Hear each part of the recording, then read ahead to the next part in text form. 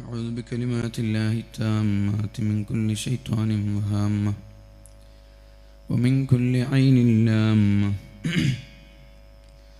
أعوذ بالله من الشيطان الرجيم. بسم الله الرحمن الرحيم. الحمد لله رب العالمين. الصلاة والسلام على سيدنا محمد أشرف المرسلين وعلى آله وأصحابه وأتباعه ومن تبعهم بإحسان إلى يوم الجزاء والدين. صلاة وسلاما دائمين متلازمين كلما قر الجديدان ومر الفرقدان. أما بعد، رب اشرح لي صدري ويسر لي أمري واحلل عقدة من لساني يفقه قولي. فإن خير الحديث كتاب الله وخير الهدي هدي محمد صلى الله عليه وسلم وشر الأمور محدثاتها وكل محدثة بدعة وكل بدعة ضلالة وكل ضلالة في النار. اللهم لا علم لنا إلا ما علمتنا ولا معرفة إلا ما ألهمتنا. اللهم علمنا ما ينفعنا وانفعنا بما علمتنا وزدنا علما. اللهم أرنا الحق حقا وارزقنا اتباعه وأرنا الباطل باطلا وارزقنا اجتنابه. اللهم وما توفيقي إلا بالله عليه توكلت وإليه أنيب. أعوذ بالله من الشيطان الرجيم.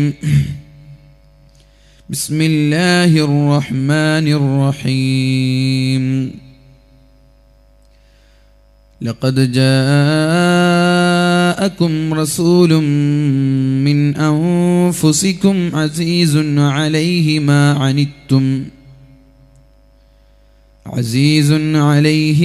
عنتم حريص عليكم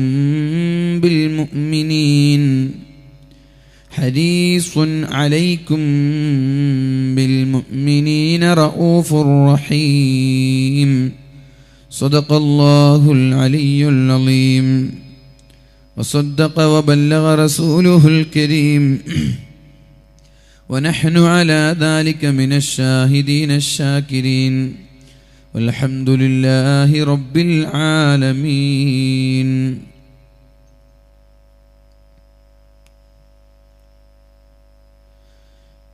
ഈ പ്രൗഢമായ വേദിയുടെ സമാദരണീയനായ അധ്യക്ഷൻ KC ഹുസൈൻ ഹാജി അവർകൾ,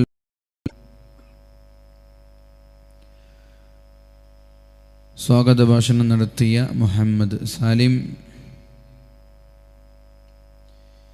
ഈ ധന്യമായ സദസ്സിനെ ഔപചാരികമായി ഉദ്ഘാടന കർമ്മം നിർവഹിച്ച് ധന്യമാക്കിയ ആദരണീയനായ എൻ്റെ സുഹൃത്ത് ബഹുമാനപ്പെട്ട ജലീൽ ബാഖവി ഉസ്താദ് അവർകൾ,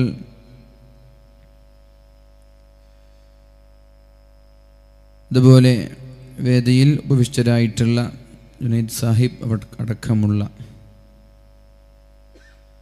ഉമറാക്കൾ, ഉലമാക്കൾ, ഈ മഹത്തായ ഇൽമിൻ്റെ സദസ്സിലേക്ക് കടന്നു വന്ന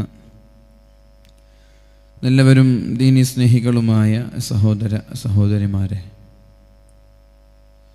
അല്ലാഹു റബ്ബ് സുബ്ഹാനഹു വ തആല നമ്മുടെ സംഗമം സ്വാലിഹായ അമലായി സ്വീകരിക്കട്ടെ.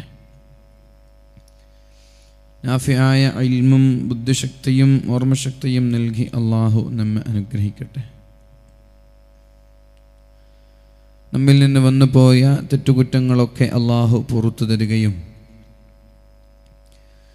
ഇനിയുള്ള കാലം തെറ്റ് ചെയ്യാതെ ജീവിച്ച് നന്മകൾ ഒരുപാട് ചെയ്ത് ലാ ഇലാഹ ഇല്ലല്ലാഹ് എന്നുച്ചരിച്ച് ലോകത്തോട് വിട പറഞ്ഞു പോകാനും അള്ളാഹു തൗഫീഖ് ചെയ്യട്ടെ. നമ്മളിൽ നിന്ന് വിട പറഞ്ഞു പോയ നമ്മുടെ മാതാപിതാക്കൾ, പ്രത്യേകിച്ച് ആരുടെ നാമധേയത്തിലാണോ ഈ പരിപാടി സംഘടിപ്പിച്ചിട്ടുള്ളത്, നമ്മളൊക്കെ ഏറെ സ്നേഹിക്കുകയും ഏറെ ആദരിക്കുകയും ചെയ്യുന്ന ശൈഖുന പാറന്നൂർ ഉസ്താദ് അവർകളുടെ നാമധേയത്തിൽ സംഘടിപ്പിച്ച ഈ മഹത്തായ പരിപാടി, ഇതിൻ്റെ പ്രതിഫലം അദ്ദേഹത്തിൻ്റെ ബർസഖിയായ ജീവിതത്തിൽ അള്ളാഹു എത്തിച്ചു കൊടുക്കട്ടെ, ദറജ അള്ളാഹു അധികരിപ്പിച്ചു കൊടുക്കട്ടെ. ഭക്ഷണം നൽകിയ വീട്ടുകാരല്ലാഹു സ്വർഗീയ ഭക്ഷണം സ്വർഗീയ പാനീയം നൽകി അള്ളാഹു അനുഗ്രഹിക്കട്ടെ. ആർക്കു വേണ്ടിയാണ് നാം ജീവിക്കുന്നത് അല്ലെങ്കിൽ ജീവിക്കേണ്ടത് എന്ന ഒരു വിഷയമാണ് ഇവിടെ ചർച്ച ചെയ്യാൻ ഞാൻ ആഗ്രഹിക്കുന്നത്. നമ്മൾ ജീവിക്കുന്നു, പക്ഷെ ആർക്കു വേണ്ടി, എന്തിനു വേണ്ടി? നിങ്ങളൊന്നും കൂടി അടുത്തിരുന്നാൽ പറയാൻ എനിക്കൊന്നും കൂടി ഒരു ആത്മാർത്ഥത ലഭിക്കും. എന്നുവെച്ചാൽ ബാക്കിലുള്ള ആളുകൾ കയറിയിരുന്ന് കസേര ഫില്ല് ചെയ്യണം എന്നതല്ല ഞാൻ ഉദ്ദേശിച്ചത്. നിങ്ങളെ കസേര കയ്യിൽ പിടിച്ചിട്ട് ഒന്ന് മുമ്പിൽ വന്നിട്ടിരുന്നാൽ, അഥവാ നിങ്ങൾ സൗണ്ടിൻ്റെ ബോക്സിൻ്റെ ഒന്നും പേടിക്കേണ്ട, ഞാൻ അത്ര വലിയ ശബ്ദത്തിൽ പ്രസംഗിക്കുന്ന ആളും അല്ല. അപ്പോൾ അടുത്തിരിക്കുമ്പോഴാണ് നിങ്ങളുടെ മുഖവും നിങ്ങളുടെ ഫീലിങ്ങും ഒക്കെ കാണാൻ പറ്റുക. അതിനിടയിൽ ആരെങ്കിലും ഉറങ്ങുന്നുണ്ടെങ്കിൽ അതും പിടിക്കാമല്ലോ. ഇന്നത്തെ പ്രഭാഷണങ്ങളൊക്കെ 1 കിലോമീറ്റർ അപ്പുറത്താ ഓഡിയൻസ് ഇരിക്കുക. അങ്ങനെയാണ് പൊതുവെ കാണപ്പെടാറുള്ളത്. ഒരു പക്ഷേ ശബ്ദത്തിൻ്റെ പൊല്യൂഷനായിരിക്കും അങ്ങനെ ഒരു തീരുമാനത്തിൽ സംഘാടകരെത്തിച്ചത്. അടുത്തിരിക്കുന്തോറും നമ്മൾക്ക് സൗകര്യമാണ്. അങ്ങ് ദൂരെ ഇരിക്കുമ്പോൾ നിങ്ങൾക്കറിയാലോ, അടുത്തിരിക്കുന്ന ഒരാളെ മുഹമ്മദ് അടുത്തിരിക്കുന്നുണ്ടെങ്കിൽ മുഹമ്മദ് എന്ന് വിളിച്ചാൽ മതി. ഇന്ന് കുറച്ച് അപ്പുറത്ത് മരത്തിൻ്റെ അടുത്തുള്ളതാണ് മുഹമ്മദ് ഉറക്കെ വിളിക്കേണ്ടി വരും. അതുപോലെയാണ് ഈ വാലിൻ്റെ സംഭവം. നിങ്ങൾ ലോങ് നിൽക്കുമ്പോൾ ഒന്നും കൂടി ഒച്ചത്തിൽ പറയേണ്ടി വരും. അടുത്തിരിക്കുമ്പോൾ ആ ഒരു സാവധാനം ഇങ്ങനെ പറഞ്ഞു പോയാൽ മതി. അള്ളാഹു നമ്മൾക്ക് അള്ളാഹുവിൻ്റെ അനുഗ്രഹീതമായ റഹ്മത്തും ബറക്കത്തും നൽകി അള്ളാഹു അനുഗ്രഹിക്കട്ടെ. ചെറുപ്പക്കാരൊക്കെ ഇവിടെ ഉണ്ടോ? പുറത്തുണ്ടെങ്കിൽ വന്നിട്ട് സദസ്സിൽ ഒന്നിരിക്കും, കുറച്ച് സമയം ഇതിൻ്റെ ബറക്കത്തൊക്കെ നേടി ഒരു 10 മിനിറ്റ് ഇരുന്നിട്ട് പോയിക്കൂടി. കാരണം ഇൽമിൻ്റെ സദസ്സ് എന്നത് സ്വർഗത്തിൻ്റെ പൂങ്കാവനമാണ്. ഇവിടെ ഇരിക്കുന്ന ആളുകൾ അവർക്ക് അല്ലാഹു ദോഷങ്ങൾ പുറത്തു കൊടുക്കുന്നതാണ്. ഖൂമു മഗ്ഫൂറൻ ലക്കും. ഇൽമിൻ്റെ സദസ്സിൽ ഇരുന്ന് നമ്മൾ എണീറ്റ് പോകുമ്പോൾ നമ്മുടെ പാപങ്ങൾ, നമ്മുടെ തെറ്റുകുറ്റങ്ങൾ ഒക്കെ അല്ലാഹു പുറത്തു തരുന്നുണ്ട്. നമ്മൾ മനസ്സിലാക്കണം. ഹുമുൽ ഖൗമു ലാ യഷ്ഖാ ജലീസുഹും. നിയ്യത്ത് പോലും നോക്കാതെ, മനസ്സിൻ്റെ സദുദ്ദേശവും ദുരുദ്ദേശവും പോലും നോക്കാതെ അള്ളാഹു പ്രതിഫലം തരുന്ന ഒരു അമലാണ് ഇൽമിൻ്റെ സദസ്സിൽ വന്നിരിക്കുക എന്നത്. എന്ത് ലക്ഷ്യത്തിലാണോ ഇവിടെ വന്നത് അതൊന്നും അള്ളാഹു നോക്കൂല എന്നാണ്. ഹുമുൽ ഖൗമു ലാ യഷ്ഖാ ജലീസുഹും. അവിടെ ഇരുന്ന ഒരാളും പരാജയപ്പെടൂല എന്നാണ്. അങ്ങനെയുള്ള സദസ്സുകൾ നമ്മുടെ കറുത്തുപോയ ഹൃദയങ്ങളെ പ്രകാശിപ്പിക്കാൻ കാരണമാകും. അല്ലാഹുവിൻ്റെ റസൂൽ സല്ലല്ലാഹു അലൈഹി വസല്ലം നമ്മൾക്കൊക്കെ അറിയുന്നത് പോലെ വളരെ വ്യക്തമായി പഠിപ്പിച്ചു. നമ്മുടെ ഹൃദയങ്ങൾ ഇരുമ്പിന് തുരുമ്പ് പിടിക്കുന്നത് പോലെ നമ്മുടെ ഹൃദയങ്ങൾക്ക് തുരുമ്പ് പിടിക്കും എന്ന്. അഥവാ ഇരുമ്പുകൾക്ക് തുരുമ്പ് പിടിക്കും എന്നത് നമ്മളൊക്കെ അംഗീകരിക്കുന്ന വിഷയമാണല്ലോ അല്ലേ. ഒരു ഇരുമ്പ് ഒരു സ്ഥലത്ത് ഉപയോഗിക്കാതെ വെച്ചാൽ അതിൽ തുരുമ്പ് പിടിക്കും. അതുപോലെ മനുഷ്യൻ്റെ ഹൃദയങ്ങളിൽ തുരുമ്പ് പിടിക്കും. എങ്ങനെ ചെയ്താൽ? അത് ഉപയോഗിക്കാതെ വെച്ചാൽ.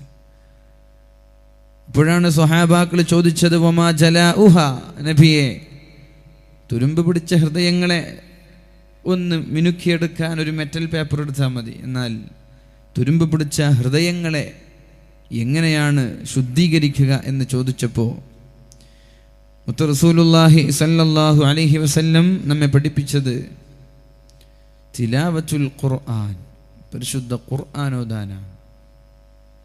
ദിക്റിൻ്റെയും ഇൽമിൻ്റെയും മജ്ലിസിൽ പങ്കെടുക്കാനാണ്. ഇദാ ദക്കർനല്ലാഹ്, അല്ലാഹുവിനെ നമ്മൾ ഓർക്കണം. അല്ലാഹുവിനെ ഓർക്കും തോറും നമ്മുടെ ഈമാൻ വർദ്ധിക്കുകയാണ്. പരിശുദ്ധ റസൂലുള്ളാഹി സ്വല്ലല്ലാഹു അലൈഹി വസല്ലം പറഞ്ഞതുപോലെ നുക്തത് ഫീ ഖൽബിഹി നുക്തതുൻ സൗദാ, തിന്മകൾ ഓരോന്നോരോന്ന് ചെയ്യുമ്പോൾ, ഓരോ തിന്മകൾ നമ്മൾ അറിഞ്ഞിട്ടോ അറിയാതെയോ നമ്മുടെ ഏടുകളിൽ കുറിക്കപ്പെടുമ്പോൾ അവൻ്റെ ഹൃദയത്തിൽ ഓരോ കറുത്ത പാടുകൾ വീണുകൊണ്ടിരിക്കുകയാണ്. അങ്ങനെ കറുത്ത് കറുത്ത് തിരിച്ചറിയാൻ പറ്റാത്ത വിധം അവൻ്റെ ഹൃദയം കറുത്തു പോകും. അങ്ങനെ കറുത്താലോ ലാ യഅരിഫു മഅറൂഫൻ വലാ യുൻകിറു മുൻകറ, അവന് നന്മയേത് തിന്മയേത് എന്നവന് തിരിച്ചറിയാൻ പറ്റൂല. അപ്പോഴാണ് സ്വർഗം എന്ന് പരിശുദ്ധ റസൂലുള്ളാഹി സ്വല്ലല്ലാഹു അലൈഹി വസല്ലം വിശേഷിപ്പിച്ച മനോഹരമായ സദസ്സുണ്ടാകുമ്പോൾ പിശാചുക്കളുടെ കേന്ദ്രമെന്ന് വിശേഷിപ്പിച്ച ആഭാസങ്ങളും നൃത്തങ്ങളും കളികളും കാണാൻ ചില ആളുകൾ പോകുന്നത് ലാ യഅരിഫു മഅറൂഫൻ വലാ യുൻകിറു മുൻകറ, നന്മയും തിന്മയും തിരിച്ചറിയാൻ പറ്റാത്ത ഒരു സാഹചര്യത്തിലേക്ക് അവൻ മാറി എന്നതാണ്. അങ്ങനെ മാറാനുള്ള കാരണം തിന്മകൾ സമുദായത്തിൽ, സമൂഹത്തിൽ, നാടുകളിൽ വ്യാപിക്കുമ്പോൾ ഫമൻ ഉശ്രിബഹ, ആ തിന്മകളോട് അവനൊരു അഭിനിവേശം അല്ലെങ്കിൽ അവനൊരു താല്പര്യം തോന്നിയാൽ, പുറത്തിറങ്ങിയാൽ കാണുന്നതും കേൾക്കുന്നതും ഫിത്നയാണ്. ആ ഫിത്നകൾ, വ്യഭിചാരത്തിൻ്റെ കഥകൾ, തോന്നിവാസങ്ങളുടെ കഥകൾ, സിനിമകളും സീരിയലുകളും ആഭാസങ്ങളുടെ നൃത്തങ്ങളും ഗാനങ്ങളും ഒക്കെ, ഇതിലൊക്കെ ഒരു മാധുര്യം നമ്മൾക്ക് കണ്ടെത്താൻ തുടങ്ങിയാൽ, ഇതൊക്കെ ഒരു രസകരമായി തോന്നിയാൽ, പ്രണയങ്ങളും ഒളിച്ചോട്ടങ്ങളും ചാറ്റിങ്ങുകളും സംസാരങ്ങളും കളികളും ഒക്കെ, കളികളൊക്കെ പെട്ടു ഇതിൽ, ഇതൊക്കെ ഒരു രസകരമായി തോന്നിയാൽ ഫമൻ ഉശ്രിബഹ, ഇത് കുടിച്ച് മനസ്സിൽ ഹൃദയത്തിൽ അങ്ങനെ പിടിച്ചവനെ കുലുക്കിയാൽ, അല്ലെങ്കിൽ അവൻ്റെ വല്ലാതെ അങ്ങോട്ട് ഈ വിഷയങ്ങൾ അവനെ ആകർഷിച്ചാൽ, ഇപ്പോൾ കളിയുണ്ടെന്ന് കേട്ടാൽ പിന്നൊരു ചിന്തയില്ല, അത് തന്നെ. സിനിമ ഉണ്ടെന്ന് കേട്ടാൽ വേറൊരു ചിന്തയില്ല, അത് തന്നെ. സ്വാമിമാരൊക്കെ കണ്ടിട്ടില്ലേ, ശബരിമലയിലേക്ക് പാവങ്ങളായ നമ്മുടെ സഹോദരങ്ങൾ, മുസ്ലിം സഹോദരങ്ങൾ, സുഹൃത്തുക്കൾ ശക്തമായി മരം കോച്ചുന്ന തണുപ്പുകളിൽ പോലും ചെരുപ്പ് ധരിക്കാതെ അവരുടെ സാധന സാമഗ്രികളുടെ ഭാണ്ഡവും പേറി ദിവസങ്ങളോളം നടന്ന് എല്ലാവരും വീടിനകത്തുള്ള മുറിയിൽ പുതപ്പിനുള്ളിൽ കയറി തണുപ്പിൽ നിന്ന് രക്ഷ നേടാൻ ശ്രമിക്കുമ്പോൾ അവർ പ്രഭാതങ്ങളിൽ നടക്കുകയാണ് ശബരിമല ലക്ഷ്യമാക്കി. എന്തേ കാരണം? ഫമൻ ഉശ്രിബഹ, അവർക്ക് അവരോടുള്ള ആ ദൈവത്തിനോടും മതത്തിനോടുമുള്ള ആ ഒരു താല്പര്യം വല്ലാതെ അങ്ങോട്ട് കയറിക്കൂടിയിട്ടുണ്ട്. അതേപോലെ തിന്മകളും ആഭാസങ്ങളും നമ്മുടെ ഹൃദയങ്ങളിലും കയറിക്കൂടിയാൽ അപ്പോഴാണ് ഹൃദയം കറുത്തു പോകുന്നത്. കറുത്താലോ ലാ യഅരിഫു മഅറൂഫൻ വലാ യുൻകിറു മുൻകറ, നന്മയും തിന്മയും തിരിച്ചറിയാൻ പറ്റൂല. ഞാൻ ചോദിക്കട്ടെ, സിനിമ കാണുന്ന, സീരിയൽ കാണുന്ന മാതാപിതാക്കൾ, മക്കൾ എന്തേ മക്കളെ സിനിമകളിൽ നിന്ന് തടയാത്തത്? സിനിമ കണ്ടുകൊണ്ടിരിക്കുന്ന മക്കളോട് സിനിമ കാണരുത് എന്ന് പറയാൻ എന്തേ നമ്മുടെ മാതാപിതാക്കൾ തയ്യാറാവാത്തത്? അവർക്കതൊരു തെറ്റായി തോന്നിയിട്ടില്ല. എന്നാൽ കള്ള് കുടിക്കുന്ന മക്കളോട് മാതാപിതാക്കൾ പറയൂലേ നിങ്ങൾ കള്ള് കുടിക്കരുത് എന്ന്? വ്യഭിചരിക്കുന്ന മക്കളോട് പറയൂലേ നിങ്ങൾ വ്യഭിചരിക്കരുത് എന്ന്? കഞ്ചാവടിക്കുന്ന മക്കളെ തിരിച്ചറിഞ്ഞാൽ അവർക്ക് വാണിംഗ് കൊടുക്കൂലേ? പക്ഷേ സിനിമ കാണുന്നതും സീരിയൽ കാണുന്നതും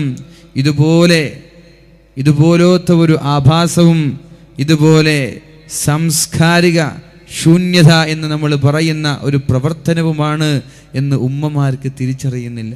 കള്ളു കുടിക്കുന്നത് പോലെ തെറ്റാണ് സീരിയൽ കാണുന്നത്, വിഭജിക്കുന്നത് പോലെയുള്ള ഒരു പാപമാണ് സിനിമ കാണുന്നത്. ഉപ്പയും ഉമ്മയും ഭാര്യയും മക്കളും ഒരേ ഒരു ടേബിളിൻ്റെ ചുറ്റും ഇരുന്നിട്ട് കൂട്ടമായിട്ട് കള്ളു കുടിക്കാൻ തയ്യാറാവാത്തതുപോലെ വീടിൻ്റെ അകത്തളങ്ങളിൽ ഉപ്പയും ഉമ്മയും മക്കളും ഒരുമിച്ചിരുന്നിട്ട് സിനിമയും സീരിയലും കാണുന്ന സംവിധാനം നമ്മുടെ വീട്ടിൽ നിന്ന് പാടെ എടുത്തു കളയപ്പെടണം. അത് കളയപ്പെടുന്നില്ല. അതിന് കാരണം ഞാൻ ആദ്യം സൂചിപ്പിച്ചതാണ്. തിന്മകൾ ചെയ്ത് ചെയ്ത് ചെയ്ത്, ഹറാമ് കണ്ട് ഹറാമ് കേട്ട് തിന്മകൾ നമ്മുടെ ജീവിതത്തിൽ ഒരുപാട് കയറിക്കൂടി. ലാ യഅരിഫു മഅറൂഫൻ വലാ യുൻകിറു മുൻകറ, നന്മയും തിന്മയും തിരിച്ചറിയാൻ പറ്റാത്ത ഒരു സാഹചര്യത്തിൽ നമ്മൾ പെട്ടുപോയിരിക്കുകയാണ്. ആ ഒരു സാഹചര്യത്തിൽ എൻ്റെ പ്രിയപ്പെട്ട സഹോദരങ്ങളും ചെറുപ്പക്കാരും സംഘാടകരും ശ്രദ്ധിക്കേണ്ടത്, അല്ലാഹുവിൻ്റെ ഹബീബായ റസൂലുള്ളാഹി സല്ലല്ലാഹു അലൈഹി വസല്ലം പറഞ്ഞത്, മൻ റആ മിൻകും മുൻകറൻ ഫല്യുഗയ്യിറുഹു ബിയദിഹി, തിന്മ കണ്ടാൽ കൈകൊണ്ട് തടയണമെന്നാണ്. സിനിമ കാണുന്ന മക്കളെ അടിച്ച് ശരിപ്പെടുത്താനാണ് ദീനിൻ്റെ കൽപ്പന. മൻ റആ മിൻകും മുൻകറൻ ഫല്യുഗയ്യിറുഹു ബിയദിഹി, കൈകൊണ്ട് മക്കളെ തടയാൻ ഉമ്മയും ഉപ്പയും ശ്രമിക്കണം. മാതാപിതാക്കൾക്ക് മക്കളെ പേടിയാണെങ്കിൽ ഫല്യുഗയ്യിറുഹു ബിലിസാനി, പറഞ്ഞ് ശരിയാക്കണം.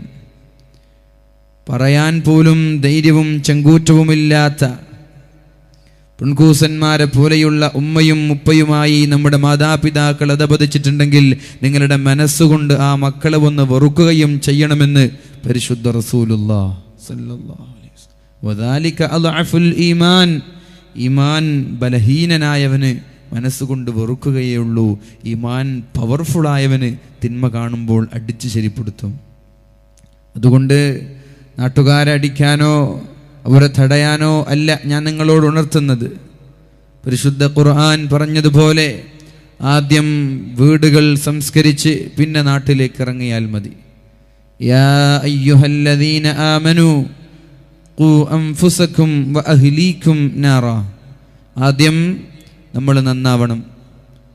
ഉമ്മമാരും ഉപ്പമാരും നന്നായാലേ മക്കൾക്ക് ഈ ഒരു ദിശാബോധം നൽകാൻ മാതാപിതാക്കൾക്ക് കഴിയുകയുള്ളൂ. ഖൂ അൻഫുസകും, നിങ്ങൾ നിങ്ങളുടെ ശരീരത്തെ ആദ്യം നന്നാക്കണം. സിനിമ കാണുന്നതിൽ നിന്ന്, സീരിയൽ കാണുന്നതിൽ നിന്ന് ആദ്യം ഉമ്മമാര് മാറി നിൽക്കണം. അല്ലാതെ പറഞ്ഞിട്ട് കാര്യമില്ലല്ലോ. നിങ്ങൾ മാറി നിന്നാൽ അൻഫുസകും വഅഹ്ലീകും, പിന്നെ നിങ്ങൾ നിങ്ങളുടെ മക്കളോട് പറയണം, മക്കളത് കേട്ടുകൊള്ളും.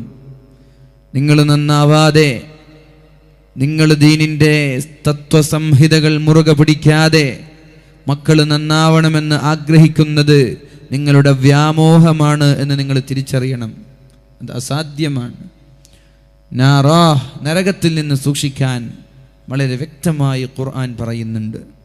ഈ പരിശുദ്ധമായ ആയത്തിറങ്ങിയപ്പോഴാണ് ഒരു സ്വഹാബി ബോധം കെട്ട് നിലത്ത് വീഴുന്നത്. ഒരു സ്വഹാബി ബോധം കെട്ട് നിലത്ത് വീഴുന്നത് ഈ ഒരു ആയത്ത് കേട്ടപ്പോഴാണ്. നബി തങ്ങള് തൻ്റെ ചെവി ആ സ്വഹാബിയുടെ ചുണ്ടുകളിൽ ഒന്ന് വെച്ച് നോക്കിയപ്പോൾ സ്വഹാബി പറയുന്നത്, നബിയെ, എനിക്ക് എൻ്റെ ശരീരത്തെ നരകത്തിൽ നിന്ന് സംരക്ഷിക്കാൻ കഴിയും. എനിക്ക് എൻ്റെ ശരീരത്തെ നരകത്തിൽ പോവാതെ സംരക്ഷിക്കാൻ കഴിയും. പക്ഷേ എൻ്റെ ഭാര്യയുടെ കാര്യം, എൻ്റെ മക്കളുടെ കാര്യം ഞാൻ എങ്ങനെയാണ് നബിയെ എനിക്ക് ഉറപ്പ് പറയാൻ പറ്റുക? വളറബല്ലാഹു മസലൻ ലില്ലദീന കഫറു ഇംറഅത നൂഹ്, മഹാനായ നൂഹ് നബി അലൈഹിസ്സലാമിൻ്റെ ഭാര്യ നരകത്തിലേക്കുള്ള പെണ്ണാണ്. മഹാനായ ലൂത്ത് നബി അലൈഹിസ്സലാമിൻ്റെ ഭാര്യയും നരകത്തിലേക്കുള്ള പെണ്ണാണ്. നൂഹ് നബി അലൈഹിസ്സലാമിൻ്റെ മകനും നരകത്തിലേക്കുള്ളതാണ് ഒരു മകൻ. നൂഹ് നബിയുടെ ഭാര്യ പോലും നരകത്തിലാണ്. ലൂത്ത് നബിയുടെ ഭാര്യ പോലും നരകത്തിലാണ്. നൂഹ് നബിയുടെ ഒരു മകൻ പോലും നരകത്തിലാണ്. ഇങ്ങനെ ഒരു സാഹചര്യത്തിൽ എനിക്ക് എങ്ങനെയാണ് നബിയെ എൻ്റെ ഭാര്യയുടെ, എൻ്റെ മക്കളുടെ കാര്യങ്ങൾ പറയാൻ പറ്റുക? ബോധം കെട്ട് വീണു എന്ന് മാത്രമല്ല, ഈ ഒരു ആയത്ത് പേടിച്ച് ലോകത്തോട് വിട പറഞ്ഞു പോയി. പിന്നെ അദ്ദേഹം കണ്ണു തുറന്നിട്ടില്ല. പേടിച്ചു പോയി. ഒരു ആയത്ത് അദ്ദേഹത്തെ വല്ലാതെ വേദനിപ്പിച്ചു. ഇവിടെ കൂടിയിരിക്കുന്ന ഉമ്മമാരോട്, ഇവിടെ കൂടിയിരിക്കുന്ന രക്ഷിതാക്കളോട് എനിക്ക് പറയാനുള്ളത്, ഈ ഒരു ആയത്ത് നമ്മുടെ ചിന്താമണ്ഡലങ്ങളിൽ കയറിക്കൂടണം, നമ്മുടെ നെഞ്ചകങ്ങളിൽ കുത്തിവെക്കണം. നമ്മൾ മാത്രം നന്നായാൽ പോരാ, നമ്മൾ മാത്രം നിസ്കരിച്ചാൽ പോരാ, നമ്മൾ മാത്രം ഇബാദത്തെടുത്താൽ പോരാ, നമ്മൾ മാത്രം ദിക്ർ ചൊല്ലിയാൽ പോരാ, നമ്മൾ മാത്രം വഅദ് കേട്ടാൽ പോരാ, പക്ഷെ ആരൊക്കെ കേൾക്കണം? വഅ്മുർ അഹ്ലക ബിസ്സലാ, നിങ്ങൾ നിസ്കരിച്ചാൽ മതിയോ? പോരാ, നിങ്ങൾ നിങ്ങളുടെ മക്കളോടും നിങ്ങളുടെ കുടുംബങ്ങളോടും നിസ്കാരം വളരെ കർശനമായി സമയാസമയങ്ങളിൽ നിലനിർത്തുവാൻ നിങ്ങൾ നിങ്ങളുടെ മക്കളോട് പറയണമെന്ന് പരിശുദ്ധ ഖുർആൻ നമ്മോട് പഠിപ്പിക്കുന്നുണ്ട്. സ്വന്തമായിട്ട് അമല് ചെയ്തതുകൊണ്ട് അല്ലാഹുവിൻ്റെ കോടതിയിൽ രക്ഷപ്പെട്ടു എന്ന് വരില്ല. മക്കൾ നമ്മുടെ ബാധ്യതയാണ്. അൽഅബ്നാഉ അമാനത്തും ഫീ അഅനാഖികും, അല്ലാഹുവിൻ്റെ ഹബീബായ റസൂലുള്ളാഹി സ്വല്ലല്ലാഹു അലൈഹി വസല്ലമ തങ്ങൾ പറഞ്ഞതുപോലെ അൽഅബ്നാഉ അമാനത്തും ഫീ അഅനാഖികും, മക്കൾ എന്ന് പറയുന്നത് നിങ്ങളുടെ ഷോൾഡറിൽ, നിങ്ങളുടെ ഉത്തരവാദിത്തത്തിൽ അല്ലാഹു ഏൽപ്പിച്ച സൂക്ഷിപ്പ് മുതലാണ്. അമാനത്താണ് മക്കൾ. എന്താണ് സൂക്ഷിപ്പ് മുതൽ? ഒരാളൊരു വസ്തു സൂക്ഷിക്കാൻ ഏൽപ്പിച്ചാൽ അതിനോട് നമ്മുടെ ഉത്തരവാദിത്തം എന്തൊക്കെയാണ്?